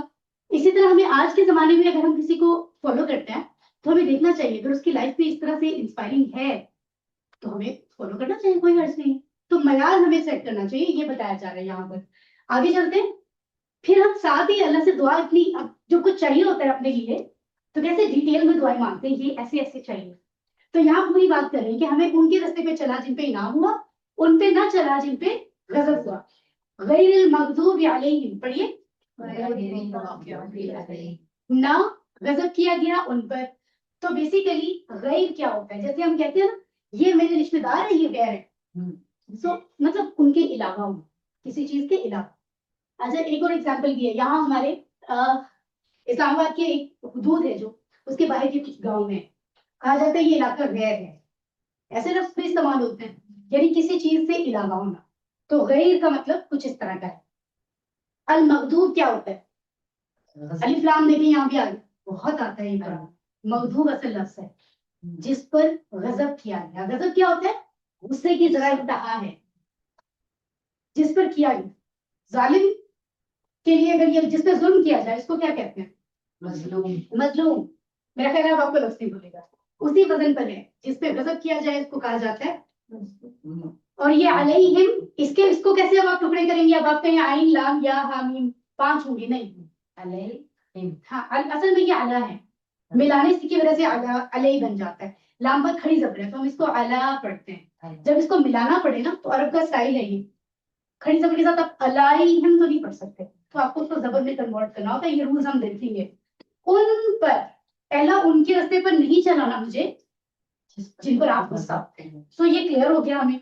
और आखिरी वर्ड्स वलद्दालीन, पढ़िए। वाह का मानी क्या है? गुड। अद्वालीन जो गुमराह हुए। तो ये द्वालीन जो है इसके साथ अलिफ लाम मौजूद है। यहाँ पर भी असल लफ्ज क्या है? द्वालीन। गुमराह होने वाले लोग कौन होते हैं? जिनका रास्ता गुम हो गया। वाजिब समझ आ गया, गुम हो गया रास्ता। अब आपने एक जगह पहुंचने है, आपका रास्ता ही गुम हो गया, आप तो कभी मंजिल पे नहीं पहुंचोगे। तो यानी भटके हुए लोग। कभी कभी ये होता है, एक चीज आपको बहुत मुतासिर कर रही होती है, आप सबकी लाइफ में होता होगा, कोई भी चीज आप देख लें, कोई भी लाइफ में आप दूसरे को चाहते हो वो भी वो बात महसूस करेगी, कितनी अच्छी बात है, उसको फर्क ही नहीं पड़ता, आप सामने बैठ के चाहे अपनी दास्तानी सुनाओ कि मेरा दिल ये महसूस कर रहा है। तो जरूरी नहीं है एक ही चीज का असर हर किसी पे अलग होगा आपको। तो अपनी अपनी कहते हैं तौफीक, जिसको तौफीक का लफ्ज इस्तेमाल अल्लाह ताला महफूज रखे कि हम भटके हुए में ना हो जाए। फिर हमें ऐसा होता है कि सही चीज सामने है ना, फिर भी आंखों पे पर्दा होता है, वो नजर नहीं आता, एहसास ही नहीं होता। तो एहसास नहीं मरना चाहिए इंसान, जमीर जिसको हम कहते हैं, ठीक है। सो ध्वाल जो लफ्ज है, ये एक गुमराह होने वाले शख्स को कहते हैं, और इसकी जमा ध्वालून और ध्वालीन बनती है। ये जमा भी आज हमारी ग्रामर में है, बहुत मजे की है, इसको हम देखेंगे। सो दो बातें आखिर में, वो ये कि मगदूब अगर आपसे पूछे कौन लोग हैं, तो उसको एक्सपर्ट्स बताते हैं, वो जो जानते होते हैं लेकिन अमल नहीं करते। अब हमें पता है कि कुरान हमारे लिए कितना इंपॉर्टेंट है, फिर भी पूरी जिंदगी हम उसमें से कुछ जिंदगी के मसाइल हल करने के लिए कुरान भेजा है अल्लाह ने, लेकिन कहते हैं मसले बहुत हैं, टेंशन है, दूसरों से पूछते हैं, सही रास्ते पे नहीं जाएंगे तो हल कैसे होंगे, अपनी लाइफ को सेटल नहीं करेंगे तो। और दौलीन कौन होते हैं? वो जो जानते ही नहीं है और जाने बगैर कहते हैं बस जो हो रहा है वो करें। एक जो जानते हैं अमल नहीं करते, और एक जो नहीं जानते और अब जानने की कोशिश नहीं करते। ये दो कैटेगरीज हैं। इसकी डिटेल में जाए तो कुछ उनसे भी मिलती है, क्रिश्चियंस हैं, ज्यूज आते हैं, उनकी डिटेल उनके बिलीव्स की पढ़ी जाए तो फिर समझ आती है। एनीवेज आगे चलते हैं हम, तो हमें समझना है कि हम इन दो कैटेगरीज में तो नहीं आते, अल्लाह ताला हमें पूछ। तो आखिरी आदत नंबर 12 ये है कि बुरे लोगों को मॉडल ना बनाएं। अगर उनका इख्तिताम, उनकी मंजिल गलत हुई तो फिर आपकी भी वही होगी, कि जो जिस तरह से अमल करता होगा वो उसी ग्रुप में उठाया जाएगा आखिरत के दिन में। ये बात फाइनल है, ठीक है। तो हमें फॉलो करना चाहिए, और दूसरों उन लोगों के साथ कनेक्ट इसलिए करना चाहिए अपनी पर्सनैलिटी को स्ट्रॉन्ग करके, कि अगर कोई गलती पर जा रहा है तो मेरी वजह से वो चेंज हो, ये नहीं कि हम उसकी वजह से चेंज हो। अगर हमारा किरदार इतना मजबूत है तो फिर हमें जरूर कनेक्ट करना चाहिए उन लोगों से जो सही रास्ते पे नहीं, ठीक है। तो ये दो दो चीजें हैं समझ लें, ठीक है। तो अल्हम्दुलिल्लाह हमने सूरत फातिहा को, अब तर्जमा तो आपने ऑफ कोर्स सबको आता था, लेकिन जब एक एक लफ्ज पे आप गौर करते हो तो बहुत सी रोशनियां आती हैं, बहुत सी एक एक आयत से मैसेज मिलता है। तो कोशिश कीजिएगा कि आज ही रात में ब्रेक के बाद आप एक एक लफ्ज बामुहावरा तर्जमा नहीं है इसमें, रनिंग ट्रांसलेशन, कुरान की ट्रांसलेशन किसी जुबान में हो ही नहीं सकती, वो तो समझने के लिए की गई है, हो ही नहीं सकती, उसका हक अदा नहीं हो सकता एज इट इज। अगर आप एक्सपर्ट्स को सुने ना, अब वो आपको ये बताएंगे, तो कहते हैं आप अरबी के लफ्ज के स्ट्रक्चर को जब तक नहीं समझोगे आप अल्लाह के मैसेज को डायरेक्ट नहीं पहुंच सकते। इसका मतलब है आप दूसरे की नजर से देख रहे हो। तो आपने लफ्जी मानी देखने, रिवाइज करना है, उसके बाद आप जब नमाज पढ़ें थोड़ा आराम से पढ़ें, ये रिवाइज होता रहेगा, आपको सारी जिंदगी भूलेगा इंशाल्लाह। इंशाल्लाह कहिए इंशाल्लाह। तो आगे चलते हैं, और आखिरी बात यहाँ से इसके बारे में कि जब हम सूरह फातिहा पढ़ते हैं तो अल्लाह ताला हमारे साथ कैसे कनेक्ट होते हैं।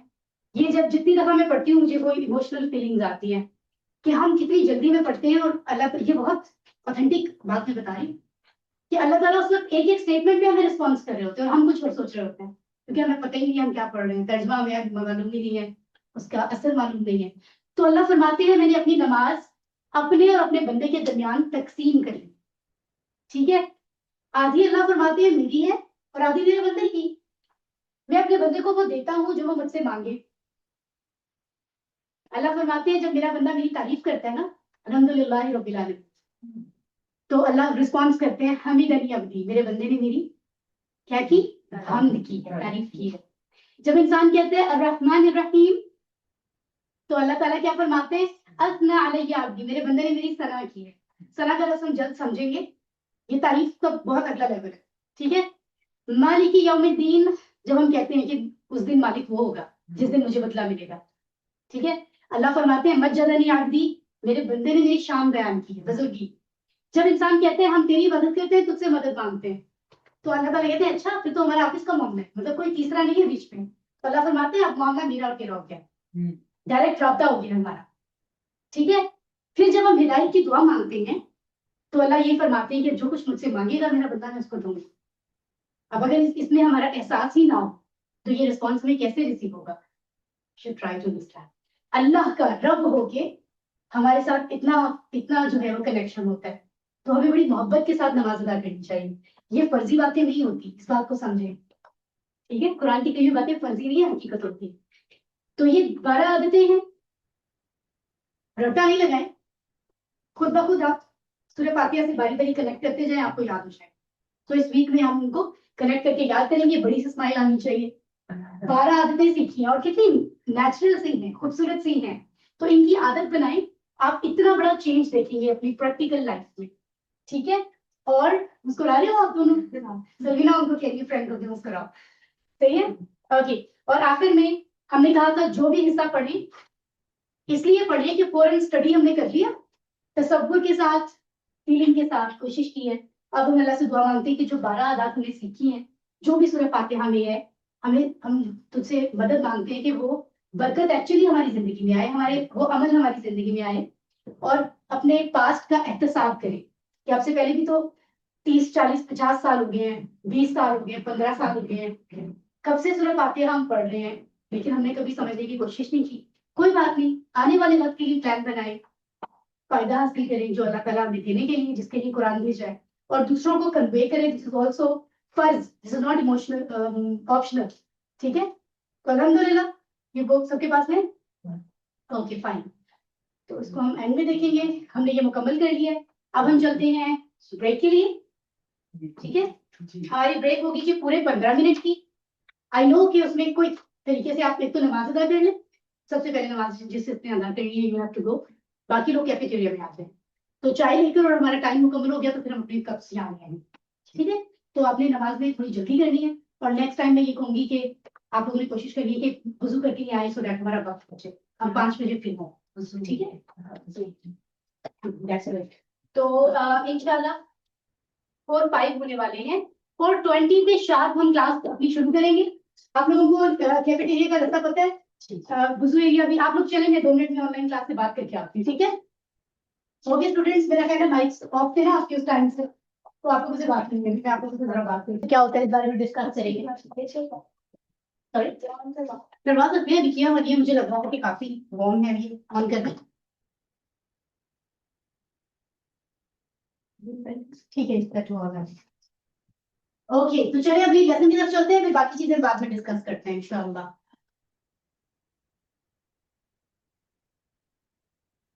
ओके सो अल्हम्दुलिल्लाह इस वक्त हमारे सामने ग्रामर का पोर्शन हम शुरू करने जा रहे हैं। अभी तक हमने तहफ़्फ़ुज़ को मुकम्मल किया था, और तो ये है जी 1B से 4B। आपको बताया गया था कि हर लेसन के 2 हिस्से होते हैं। जैसे लेसन 1 हमने पढ़ा था, उसके 2 हिस्से थे, ए और बी। ए हिस्से में हम कुरानी पोर्शन पढ़ते हैं और बी हिस्से में हम ग्रामर पढ़ते हैं। तो इसी तरह लेसन 1 का बी पार्ट मतलब ग्रामर है। ठीक है, तो 1B हमने बेसिकली लास्ट वेडनेसडे को स्टडी किया था तारुफ के साथ, इंट्रोडक्टरी क्लास के साथ। आज हम 2, 3, 4 की ग्रामर देखेंगे। और इंटरेस्टिंग बात यह है कि हर लेसन के अंदर एक बेसिक कॉन्सेप्ट बताया गया है, जिसमें कोई मजमून याद नहीं करना, बल्कि आपको बेसिक पॉइंट समझना है बस। बहुत सिंपल और बहुत आसान। तो आइए हम देखते हैं उसमें क्या है। आइए कुरान समझते हैं आसान तरीके से। आपको बताया गया था कि ये एक आम अंदाज है जब कहीं हम अरबी सीखने जाते हैं, लेकिन अल्हम्दुलिल्लाह इस कोर्स की यूनिक बात यह है कि आपको यहाँ इन इस्तलाहात से और इन मुश्किल चीजों से दूर रख के असल में चीजें हमें वही समझ आ रही होती है, लेकिन आसान अंदाज में समझ आ रही। ठीक है, तो ताकि हमें कोई डर ना लगे अरबी सीखते हुए। ठीक है, आपको डर तो नहीं लग रहा? नहीं, चलो फिर ठीक है, आगे आ जाओ ना। अच्छा, आ जाओ, और अटेंडेंस प्लीज मार्क कीजिए आप सब। अच्छा जी, तो ऑफ कोर्स इनकी भी mark. Total physical interaction is the way जो कुरान की अंडरस्टैंडिंग को आसान बनाए। TPI means total physical interaction. तो ये क्यों कहा जा रहा है? आपने ग्रामर सीखने के लिए टोटल फिजिकल इंटरेक्शन को फॉलो करना है, तभी ये कोर्स आपके लिए आसान होगा। ठीक है, तो क्या करना है, आपने सुनना है जो पॉइंट आपको बताया जाए, देखना है जो स्लाइड में दिखाया जा रहा है, दिमाग इस्तेमाल करना है, सोचना है, बोलना है। जब आपसे कहा जाए बोले तो बोले आवाज के साथ, आपको चीजें समझ आएंगी, याद होंगी। बताए मतलब शो इट, जो इशारे बताए जाए इन इशारों से प्रैक्टिस करें, दिल से मोहब्बत से, यानी और मिलकर तो ये सारे रूल्स फॉलो करेंगे तो आपको ये ग्रामर बहुत ही सिंपल लगेगी, जस्ट लाइक अ गेम। ठीक है, और हम खेलते खेलते सीखेंगे इंशाल्लाह। तो अब आप मुझे बताएंगे कि टोटल फिजिकल इंटरेक्शन के रूल्स क्या हैं। पहला बताइए, इशारों से बताएंगे, लास्ट टाइम बताया था। सुनिए, देखिए, सोचिए, बोलिए, बताइए दिल से और वंस अगेन, सुनिए, देखिए, सोचिए, बोलिए, बताइए दिल से मिलकर। ठीक है, तो ये जो है ये पॉइंट्स ध्यान में रख के अब हम ग्रामर को देखते हैं, यानी जो बात मैं बताऊं उसमें ये सारी चीजें आप फॉलो कर रहे हैं। तो मुस्कुराइए, स्माइल जो है ना वो आपकी कोड से मैच करेगी, और ये देखो ये मैंने भी यहाँ स्माइल लगाई दी ताकि मेरे स्टूडेंट स्माइल करते रहे। ठीक है, कोड पर। ओके, तो आमना राइट, मैं भी आपका क्वेश्चन लेती हूँ, जस्ट वेट। ऑनलाइन स्टूडेंट से मैं भी बात करती हूँ थोड़ी देर में।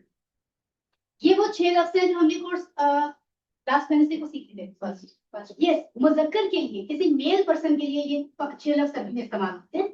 और हमने सीखा था आधा कॉन्सेप्ट इशारों से सीखा था। इशारा करने से आधी बात समझ आता है। तो मैं ये इशारा कर रही हूँ, मैं राइट हैंड मुजक्कर के लिए होता है, मेल। एक उंगली का इशारा एक शख्स, और 4 का इशारा जमा, अगर ज्यादा लोग हैं। तो हमने क्या पढ़ा था? ऊंची आवाज में, हुआ, वो, अंत, आ, अना, मैं, अंतुम, आप सब, नहनु, हम सब। राइट हैंड से आप सब इशारा करें, सब करें, सब करें। सिर्फ अभी नहीं, हुआ, हुम, अंत, अना, अंतुम, नहनु। अब मैं इशारा कर रही हूँ, आप बोले। हम,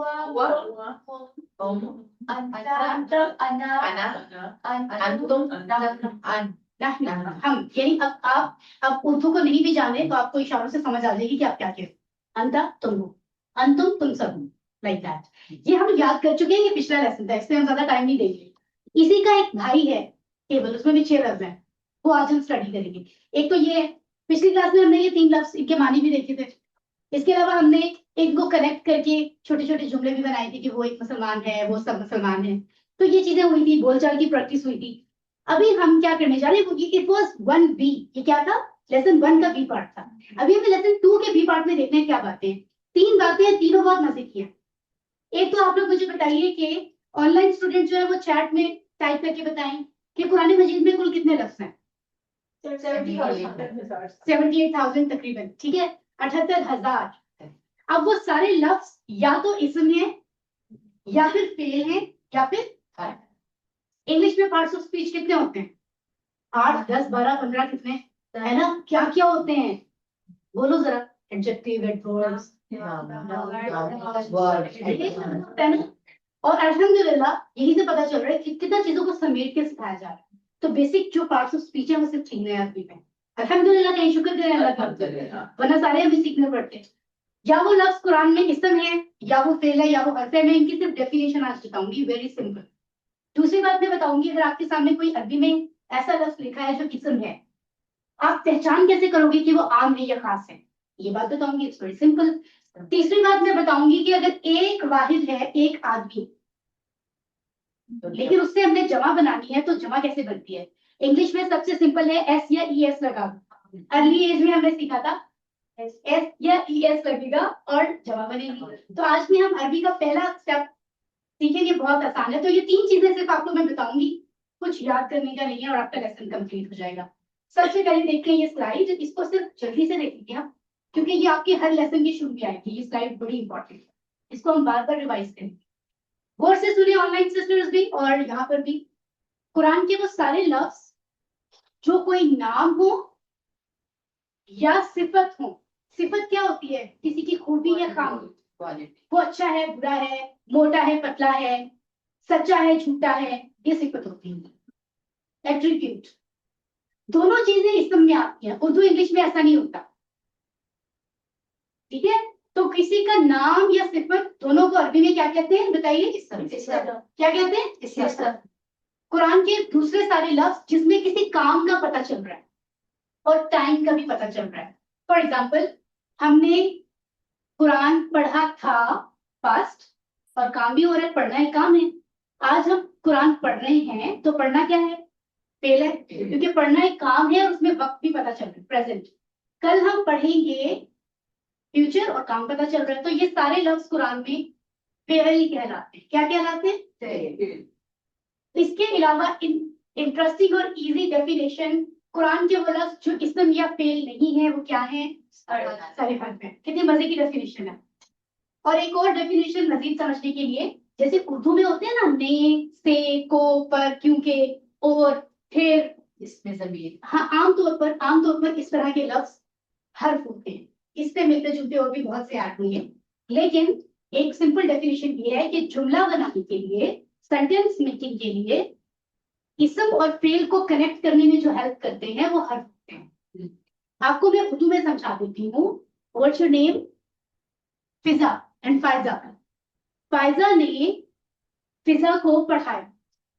इसमें इसम क्या क्या है? फिजा और इसम फायजा और फिजा दोनों इसम है।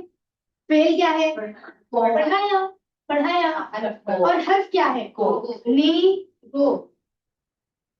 फायदा ने फिजा को, ने और गो क्या है? आपको पता चल गया कितना आदमी में होते हैं? तो ये स्लाइड समझ आ गई आपको? इसको हम दोबारा रिवाइज करेंगे। No words. और ये कुछ पहचान के लिए लफ्ज की अलामतें दी हुई हैं। ऐसे सिंबल से भी कभी कभी हम पहचान लेते हैं कि ये इसम है। ये हम आगे देखेंगे। मुस्कुराइए, सीरियसली होना, खुशी खुशी से पढ़ना है, ठीक है? सो लेट्स गो एंड अगला पॉइंट। आपको किताब क्या है? हम सबको पता है किसी चीज का नाम है। Book is a name, name of thing, ठीक है? अगर किसी इसम के आखिर में आपको डबल पेश, डबल जबर या डबल जेर नजर आए तो वो क्या है? इसम है। अगर किसी इसम के शुरू में आपको अलिफ लाम नजर आए तो भी पहचान है कि वो इसम है। लेकिन फर्क ये है कि ये आम इसम है जिसके आखिर में तनवीन है, इंग्लिश में नोटेशन कहते हैं, डबल जबर जेर पेश। और जिसके शुरू में अलिफ लाम है वो खास है, just like common noun and proper noun. इसम मार्फा और इसम लफा। हाँ बिल्कुल, आप कह सकते हैं, उर्दू में हम ये कहते हैं। इंटरेस्टिंग बात, इतनी सी बात है, अब हम पहचान कर सकते हैं। लेकिन लेकिन लेकिन डोंट फॉरगेट दिस, कभी भी एक ही इसम आम और खास इकट्ठा नहीं हो सकता। अगर आपको किसी किताब में मिल जाए अल किताबुन, तो ये मत सोचिएगा ये कोई रूल है, ये सोच लीजिएगा कि प्रिंटिंग मिस्टेक है। ऐसा हो ही नहीं सकता। एक इसम एक ही वक्त में आम और खास नहीं हो सकता। तो द बुक हो सकता है, दो आर्टिकल्स कैसे लग सकते हैं? या वो बुक कहेंगे या फिर द बुक कहेंगे, ऐसे ही है, ठीक है? The book. तो इसमें क्या है, एक खास के लिए आपने देख लिया, एक आम के लिए। तो जब अलिफ लाम आता है तो आखिर में एक ही हरकत होती है। किताबुन, एक कोई भी किताब, किसी खास किताब की बात हो रही है तो फिर हम अल किताब कहेंगे, अलिफ लाम लगाएंगे और एक हरकत को गिरा देंगे, उड़ा देंगे, डिलीट कर देंगे, तो बन जाएगा अल किताबु या फिर किताबुन। एक हो सकता है, दोनों इकट्ठे नहीं। ये क्लियर है सबको? जी। आगे चलते हैं। सिस्टर नजमा, आप भी वेट करें, मैं अभी थोड़ी सी देर में आपकी तरफ आती हूँ। आम इसम आपको नजर आ रहे हैं, मुस्लिमुन, मोमिनुन, सालिहुन, काफिरुन और आगे इनकी आपको नजर आ रही है खास खास इसम। तो मैं आम इसम बोलती हूँ, आप खास बोले जरा ऊंची आवाज में, ताकि ऑनलाइन सिस्टम को आवाज जाए। मुस्लिमुन, मोमिनुन, सालिहुन, काफिरुन, मुशरिकुन। मेरा ख्याल है अब आपको बहुत ही क्लियर है कौन सा है। With the passage of time और भी आसान हो जाएगा। एक और इंटरेस्टिंग बात, it's just for your information, आप अक्सर कहते होंगे कि मुस्लिम, मोमिन, कुरान में भी वैसे आमतौर पर हम आयत मुकम्मल करते हैं, वहां भी हम एक हरकत नहीं पढ़ते। आप एक दस्तूर है, बात खत्म हो रही है तो हम आखिरी हरकत नहीं पढ़ते, ऐसे ही है ना? यूमिनूना, यूमिनून। इसम में भी ऐसा होता है कि अरब के लोग उसको सिंपल पढ़ने के लिए अगर बात आगे कंटिन्यू नहीं हो रही तो आखिरी हरकत नहीं पढ़ते। अगर कोई कह रहा है वो मुस्लिम, हुआ मुस्लिम, आप ये नहीं कहोगे कि मीम पे जज़म है तनवीन ही, लेकिन उसको अदा करना जरूरी नहीं है बोलना, गलत नहीं होगा। आप मुस्लिमन कह दो या आप मुस्लिम कह दो, तो ये नॉर्मल बात है, आप इसको नॉर्मल लेंगे जब भी आए। लेकिन आपके जहन में होना चाहिए, चाहे आप इसको मुस्लिम कह रहे हो लेकिन आखिर में या तो दो पेश है या दो जबर है या दो जेर है, इसम के आखिर में जज़म नहीं होगा, सुकून नहीं होगा। अल मुस्लिम, हाँ वो मैं आपको समझाऊंगी, वो कैसे जब उसमें जाएंगे ना तो वो कैसे समझते हैं, वो इंशाल्लाह with the passage of time चीजें आए, ठीक है? अच्छा जी, तीसरी बात मैंने आपको बताई थी इस लेसन में, एक अगर वाहिद है, मतलब वाहिद है, एक आदमी है, मुज़क्कर वाहिद, ठीक है? एक आदमी जो मुसलमान है उसको मुस्लिम कहा जाता है ना। अब वो जुमलों की मुनासबत से ये कॉन्सेप्ट अभी पढ़ने का नहीं है, आगे आएगा, अभी उसकी बात नहीं करें। मुख्तलिफ जुमलों में कहीं दो पेश के साथ आते हैं, कहीं दो जबर के साथ, और कहीं तो मानी तीनों का है, एक मुसलमान आदमी। Getting this? अब जब इसकी जमा बनानी है तो वो ये कह रहे हैं कि अगर मुजक्कर वाहिद की जमा बनानी है तो दो चीजें आप ऐड करोगे, या तो वाव नून ऐड कर लोगे आखिर में, या फिर या नून ऐड। ठीक है सरवीना, समझ आ रहा है? अब वाव नून कब ऐड करोगे? जब वाहिद मुजक्कर के आखिर में दो पेश है तो ऐड क्या होगा? और जब आखिर में दो जबर या दो जेर है तो क्या ऐड होगा? तो अगर मैं आपसे कहूँ मुस्लिमों की जमा बताएं, और मुस्लिमून भी आप कह सकते हैं, लिखने में आप जबर जरूर लगाएं, लेकिन बोलने में मुस्लिमून भी कह सकते हैं, मुस्लिमूना भी कह सकते हैं, मुस्लिमन मुस्लिमिन मेरा ख्याल है इसको रिपीट करने की जरूरत नहीं, इट्स वेरी सिंपल। ठीक है, सो अगर हम प्रैक्टिस करें यहाँ पर और मैं आपसे कहूँ मुस्लिम की जमा, मुस्लिमुन की जमा बताएं, आप कह रहे हैं मुस्लिमून। अगर मैं कहूँ सालिहुन, सालिहून। अगर मैं कहूँ काफिरुन, काफिरिन। अगर मैं कहूँ सालिहन, सालिहिन, तो आपने आखिरी हरकत के मुताबिक डिसाइड करना है कि जमा में वाव नून आएगा या फिर या नून आएगा। ठीक है, सिर्फ समझने की बात। मुस्कुराएं, स्माइली है यहाँ पर भी। ठीक है, तो अब उन्होंने कहा है कि आप चाहें तो आप इस तरह से थोड़े से लफ्जों को भी मिला के आप जुमले बना सकते हैं। हुआ उनका टेबल आपने पहले ही याद किया था लास्ट वीक, मुस्लिम मुस्लिम उनका आपको पता चल गया, तो आप पूरे जुमले बना सकते। कभी ऐसा नहीं हुआ कि कोई जुबान समझते हुए दूसरी क्लास में आपको जुमले बनाने आ जाए। वेरी सिंपल, सिर्फ जारी रखिए तो देखिए कितनी आसानी हो जाएगी इन चीजों में प्रैक्टिस करने। ठीक है, वाहिद के साथ मुस्लिम आ रहा है, जमा के साथ जमा आ रहा है, वाहिद के साथ वाहिद आ रहा है, जमा के साथ जमा आ रहा है, बस इतना देखना है। यहाँ पर भी स्माइली है ना। अच्छा, हल का मीनिंग बताइए। क्या क्या क्वेश्चन, यही तो कह रही हूँ, क्या क्या है, क्या है। ओके, नाम का मानी क्या है? हाँ जी, हाँ, यस। ठीक है, तो अब ये सारे लफ्ज हमने सीख लिए, तो वो कह रहे हैं अरेंज करें और जुमले बनाएं। अगर मैं आपसे पूछूं हल हुआ मुस्लिम, क्या वो मुसलमान है, आप क्या कहोगे जवाब में? नाम हुआ मुस्लिम, जी हाँ वो। अगर मैं कहूँ हल हुम मुस्लिमून, क्या वो सब मुसलमान है? जवाब दें इशारे से। इशारे इशारे इशारा भी नहीं करेंगे ना, 2-3 लेसन बाद आपको मुश्किल आना शुरू हो जाएगी। तर्जुमा भी करें। गुड। हल अंत मुस्लिम, क्या आप मुसलमान हो? जी मैं मुसलमान हूँ। हल अंतुम मुस्लिमून, क्या तुम सब मुसलमान हो? लेकिन ये मुज़क्कर के लिए है सारे। ठीक हो गया, तो अब इसको जितना आप प्रैक्टिस करेंगे आपके लिए आसानी होगी। आप एक दूसरे से इस वीक में ये क्वेश्चन करें, अरबी में जब कोई घर आए तो पूछे हल अंतुम दिख रही, ये कहाँ से आए? अरब से। तो प्राउड फील करना चाहिए इसमें। क्या हल, क्या अंत तुम, बी हमने पढ़ा ना, बिस्मिल्लाह में भी, बिल्लाही, औज़ु बिल्लाही, साथ से इन मालूम होते हैं, खैर खैरियत से, फाइन। तो क्या तुम खैरियत से हो, तुम ठीक हो, तो वो क्या कहते हैं? अना बिखैर अल्हम्दुलिल्लाह भी हमने पढ़ लिया, मैं खैरियत से हूँ, तमाम तारीफें शुक्र अल्लाह के लिए। इस तरह आप ज्यादा लोग इकट्ठे आ रहे हैं, घर में मेहमान आ रहे हैं, पूरी फैमिली, तो फिर आप जमा में पूछोगे हल अंतुम बिखैर, क्या तुम सब खैरियत से हो? क्या कहेंगे अगर अरबी आती होगी? जी हाँ हम कहेंगे। तो ये थोड़ी, अब जो 2 लोग घर से आए हैं उनका तो एक फायदा है, आप लोग अपनी यूनिवर्सिटी जाके और आप लोग घर जाके एक सवाल करेगा एक जवाब देगा, यू हैव टू प्रैक्टिस इंशाल्लाह। ठीक है, तो ये था, ये 3 बातें थी लेसन 2 में, और जब आप बुक में देखेंगे तो आपको और भी सिंपल लगेगी स्लाइड्स। ठीक है, तो सिंपल थी ना, सिर्फ कॉन्सेप्ट थे, ये नहीं कहा कि आपको याद भी करना है, वेरी सिंपल। लेसन 3 में वो वाला 6 लफ्जों का टेबल है जो पहले वाले टेबल का भाई है, मैंने कहा था। ठीक है, कैसे इसको अटैच कह रहे हैं ना, इट्स ओके अगर आपको ये नाम नहीं आता ज़मायर मुत्तसिला, इट्स ओके, कोई फर्क नहीं पड़ता, लफ्ज आना चाहिए। मैं आपको नहीं कह रही आप इसको याद करें। अटैच्ड का मतलब होता है किसी चीज से अटैच होना। जो पहले आपने पढ़ा था हुआ, हम, अंता, अना, अंतुम, नहनु, वो अटैच नहीं होते, उनको कहते हैं डीटैच। ये है क्या? प्रोनाउन। अब आपके ये प्रोनाउन क्या होते हैं? नाउन की जगह इस्तेमाल होने वाले प्रोनाउन होते हैं। सलवीना और सलबीना में के बारे में बात करूं तो मैं कहूंगी वो, शी, तो शी तो इसम है ना, तो ये इस तरह से इसम ही है ये लफ्ज। लेट्स गो, आपने ये पढ़ा था वो सब, आप, मैं, आप सब, हम। अब इन सब के पास समझो कोई एक चीज है, मोबाइल है। अगर मैं कहूँ वो जो एक मर्द है उसका मोबाइल, तो मैं क्या कहूंगी? उसका मोबाइल। नहीं, हुआ नहीं कहेंगे, नो नो, वही तो मैं बताऊंगी, उसका मोबाइल। अगर मैं उन सब के लिए कहूँ उन सब का मोबाइल, तो मैं कहूंगी ये इशारा होगा, इशारा सेम है।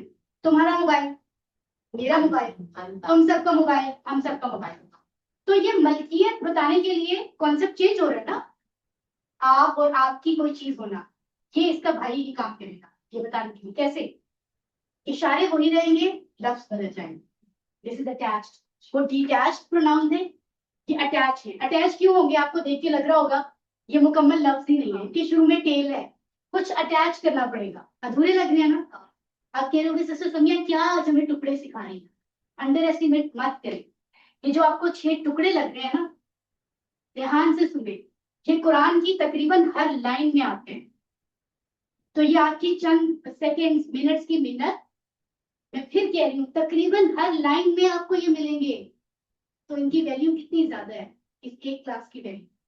अब आप ये किसी को भी कह सकते हैं कि तकरीबन हर लाइन में कुछ ना कुछ लफ्ज मिल जाता है। तो इशारे को ये पढ़िए जरा। हु उसका, हम उन सबका, का आपका, जी मेरा, तुम सबका, ना हमारा।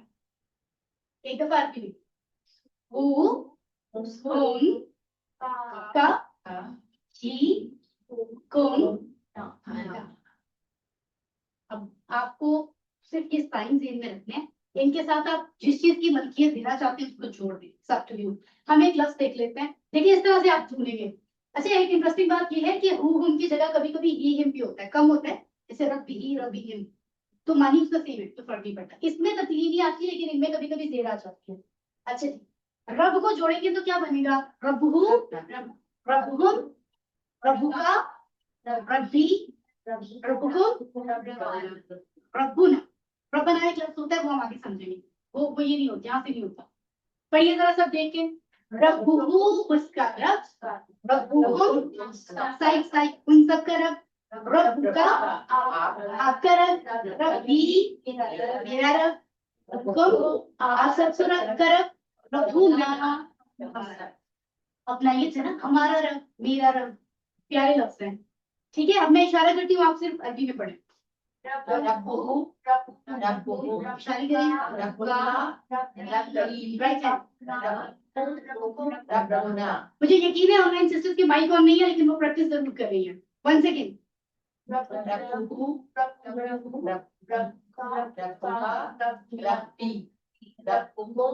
रब्बुना। हो जाएगा ना? 2-3 बार प्रैक्टिस करेंगे तो ये आपको पता चल गया इनका कनेक्शन। ये हमारा था लेसन 3 ओनली, ठीक है। उसके बाद आपका लास्ट, ये कुछ वर्ड्स हैं और हम लास्ट कॉन्सेप्ट पे जाएंगे और हमारा लेसन एंड है। और वो परेशान ना हो, वो इंपॉर्टेंट हिस्सा है। पहली बार हम कोई मुअन्नस की बात करने जा रहे हैं, तो आप मिस नहीं कर सकते, है ना? हम इंतजार कर रहे हैं सबका बात। ओके, मन का मीनिंग क्या है? कौन। It's just like who, WHO। English में जो हु का काम है वही इसका है। हु कौन भी होता है, जो भी होता है, अगर जुमले के दरमियान में आ जाए। I'm the one who is teaching, for example. तो हु की तरह मन इस्तेमाल होता है। मन का मीनिंग यहाँ लिखा है कौन, माँ का मतलब होता है क्या। अच्छा, ये क्या के लिए बहुत लफ्ज इस्तेमाल होते हैं। हमने पढ़ा था पहले लेसन में, हमजा ज़बर आ का मतलब भी क्या है। अभी पढ़े हल का मतलब भी क्या है, पढ़ा था ना अभी, हल क्या। अब तीसरा लफ्ज पढ़ रहे हैं, तो ये डिफरेंट, जैसे व्हाट, व्हिच, आप शुरू में डिड यूज कर रहे हो, डू यूज कर रहे हो, तो ये आहिस्ता आहिस्ता अंडरस्टैंड होंगे। फिलहाल इसको क्या नहीं समझे आप, ठीक है। तो अगर मैं आपसे पूछूं, गौर करके बताएं, मन रब्बुहु उसका रब कौन है, तो आप जवाब क्या दोगे? इशारा। इशारा ऑनलाइन सिस्टर्स का इशारा। रब्बुहुल्लाह, रब्बुहुल्लाह उसका रब, उसका मन रब्बुहु, मन रब्बुहुम, रब्बुहुमुल्लाह उन सबका रब खुदा है। मन रब्बुका, तुम्हारा रब कौन है? रब्बी अल्लाह। कितनी प्यारी बात है, हम कहते हैं मेरा रब अल्लाह है, ठीक है। मन रब्बुकुम, तुम सबका रब कौन है? हमारा रब अल्लाह है। सिस्टर्स, मैं अभी आप लोगों को ज्यादा टाइम नहीं दे रही, नो वरीज। ऑनलाइन सिस्टर्स से मैं बाद में बात करूंगी, ठीक है। हमें टाइम पे चीजें कवर करनी है। ओके, आप कंटिन्यू रखिए हमारे साथ। माँ दीनू का, माँ का मतलब अभी क्या बताया था? क्या? Very good. मन कौन था? माँ क्या? माँ दीनू का मानी बताइए आप। क्या है? क्या है तुम्हारा दीन? दीन इस्लाम। दीन इस्लाम, क्योंकि ही का मतलब मेरा होता है, का मतलब तुम्हारा होता है। ये हु हम का ही, ये 6 लफ्ज याद कर लें, आपको ढेर आने वाले हैं लफ्ज, मतलब हर लाइन के लफ्ज हैं ये। सुभान अल्लाह। इसी तरह आप इसकी प्रैक्टिस भी कर सकते हैं, आप घर में कीजिएगा, ठीक है? मिल के प्रैक्टिस करें ताकि टेबल अच्छे से याद हो। ये सिर्फ टेबल की प्रैक्टिस के लिए होते हैं बोलचाल।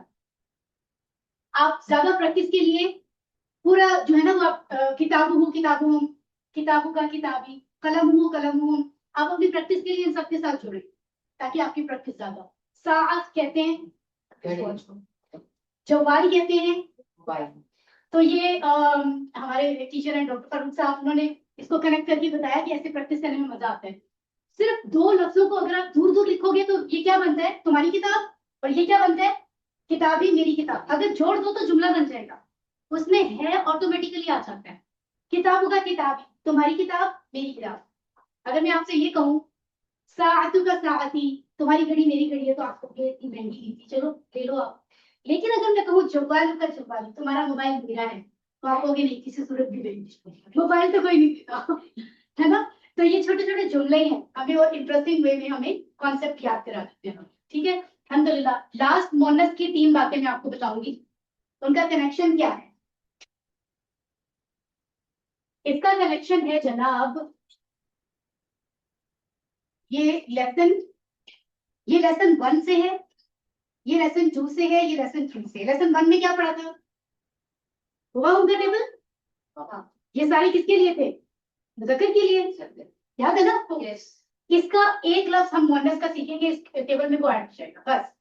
दूसरे लेसन में आपने क्या सीखी थी? मेन चीज, मुज़क्कर की जमा बना, कैसे बनाई थी? क्या इजाफा किया था आखिर में?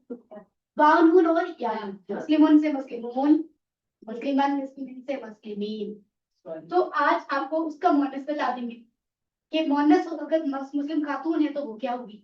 तो ये मुअन्नस का कॉन्सेप्ट इसमें जो है वो, और उसकी जमा कैसे बनती है ये बताऊंगी।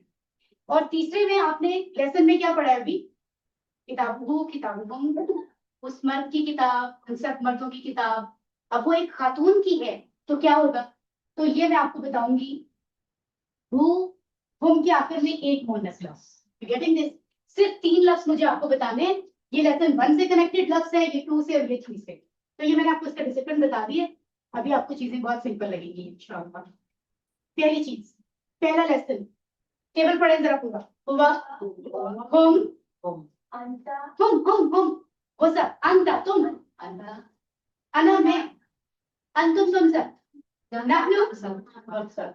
ये सारे लफ्ज मुज़क्कर के लिए थे। अगर एक खातून है, वो हुआ का मतलब ही था ना, ही। शी कहना हो तो हम लेफ्ट हैंड से कहेंगे हिया। हुआ ही राइट हैंड से, मुअन्नस के लिए लेफ्ट हैंड का इशारा होगा, हिया शी। हुआ हिया, हुआ राइट हैंड कौन सा है? सभी ना कंफ्यूज होते हैं, ये है राइट और ये है लेफ्ट, ठीक है? Is this easy? तो वो 6 लफ्जों के साथ 7वां लफ्ज आपने मुअन्नस ऐड कर लिया, सिंपल। पहली बात हो गई, इट्स वेरी इजी। आपने वहां सीखा था मुस्लिम, एक मुसलमान मर्द है, तो वो कह रहे हैं हमेशा अरबी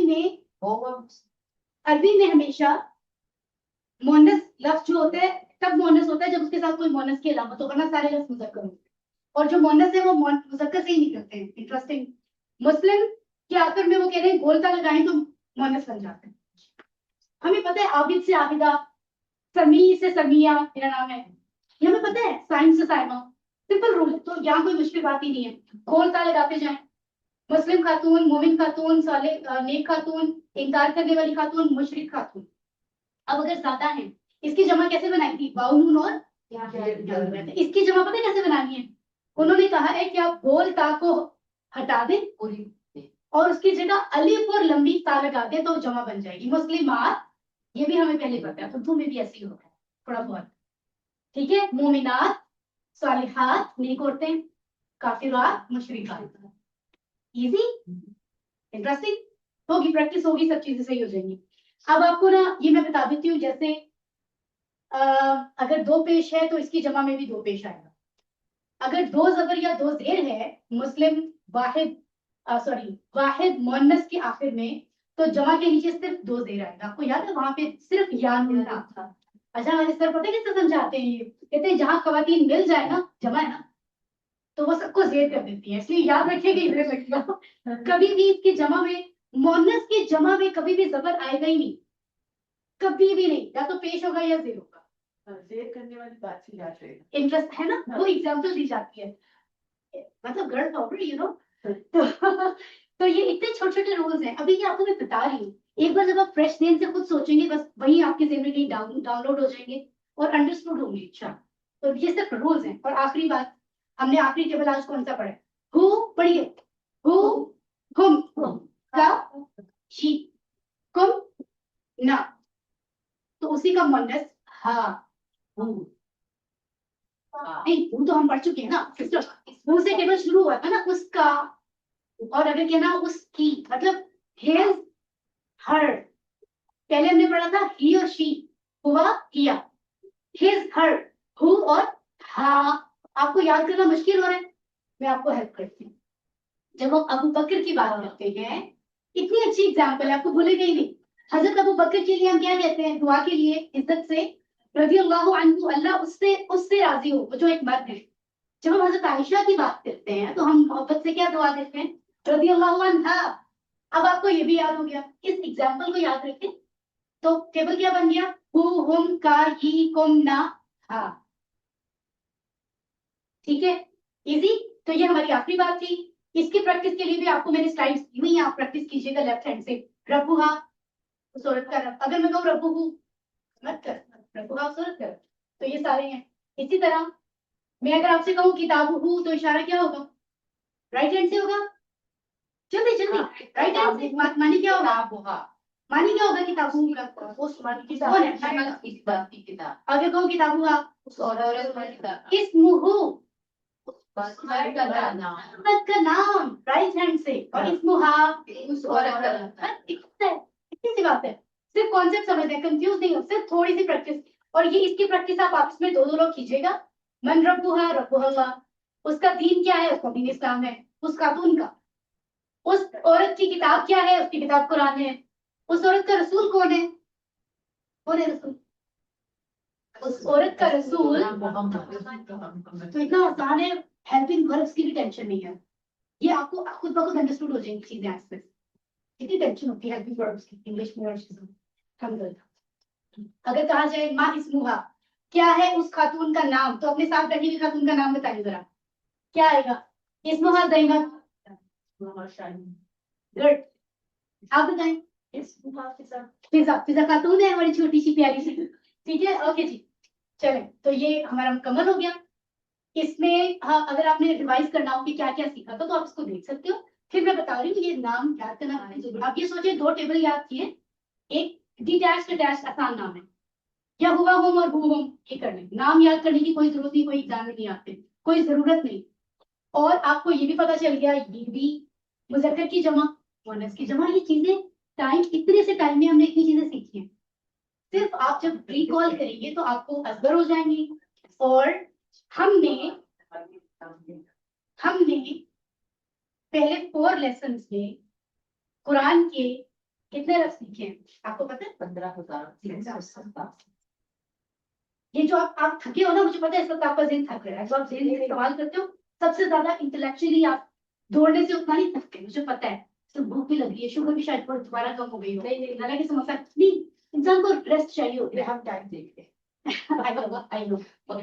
लेकिन ये थकना, इतनी सी देर में इतना कुछ सीखना, इससे पहले आप ये क्लेम नहीं कर सकते थे कि आपको 15,000 लफ्ज आते हैं। अगर आपको लगता है सिस्टर समिया की बात में यकीन नहीं है, कुरान खोल के ढूंढना शुरू करें, आपको पता चल रहा है। मैंने वो पेजेस भी दिए थे, ठीक है। और अल्हम्दुलिल्लाह इंशाल्लाह हमारी बैटरी खाली थी, 2 क्लासेस में यहाँ पहुंच चुकी है, 15,000 से ऊपर पहुंच गई। अभी हमें आगे जाना है। और ये आपके होमवर्क में कोई नंबर्स नहीं है, ये सिर्फ प्रैक्टिस के लिए कि रोज तिलावत भी करें। मैं आपको सेंड करूंगी, ठीक है। दुआ करते हैं हम कि अल्लाह ताला हमें कुरान पढ़ने, समझने, गौर करने, याद करने, अमल करने में सुब्हानल्लाहि व बिहम्दिही, सुब्हानकल्लाहुम्मा व बिहम्दिका, नशहदु अल्ला इलाहा इल्ला अंता नस्तगफिरुका व नतूबु इलैक। आमीन। वस्सलामु अलैकुम व रहमतुल्लाह।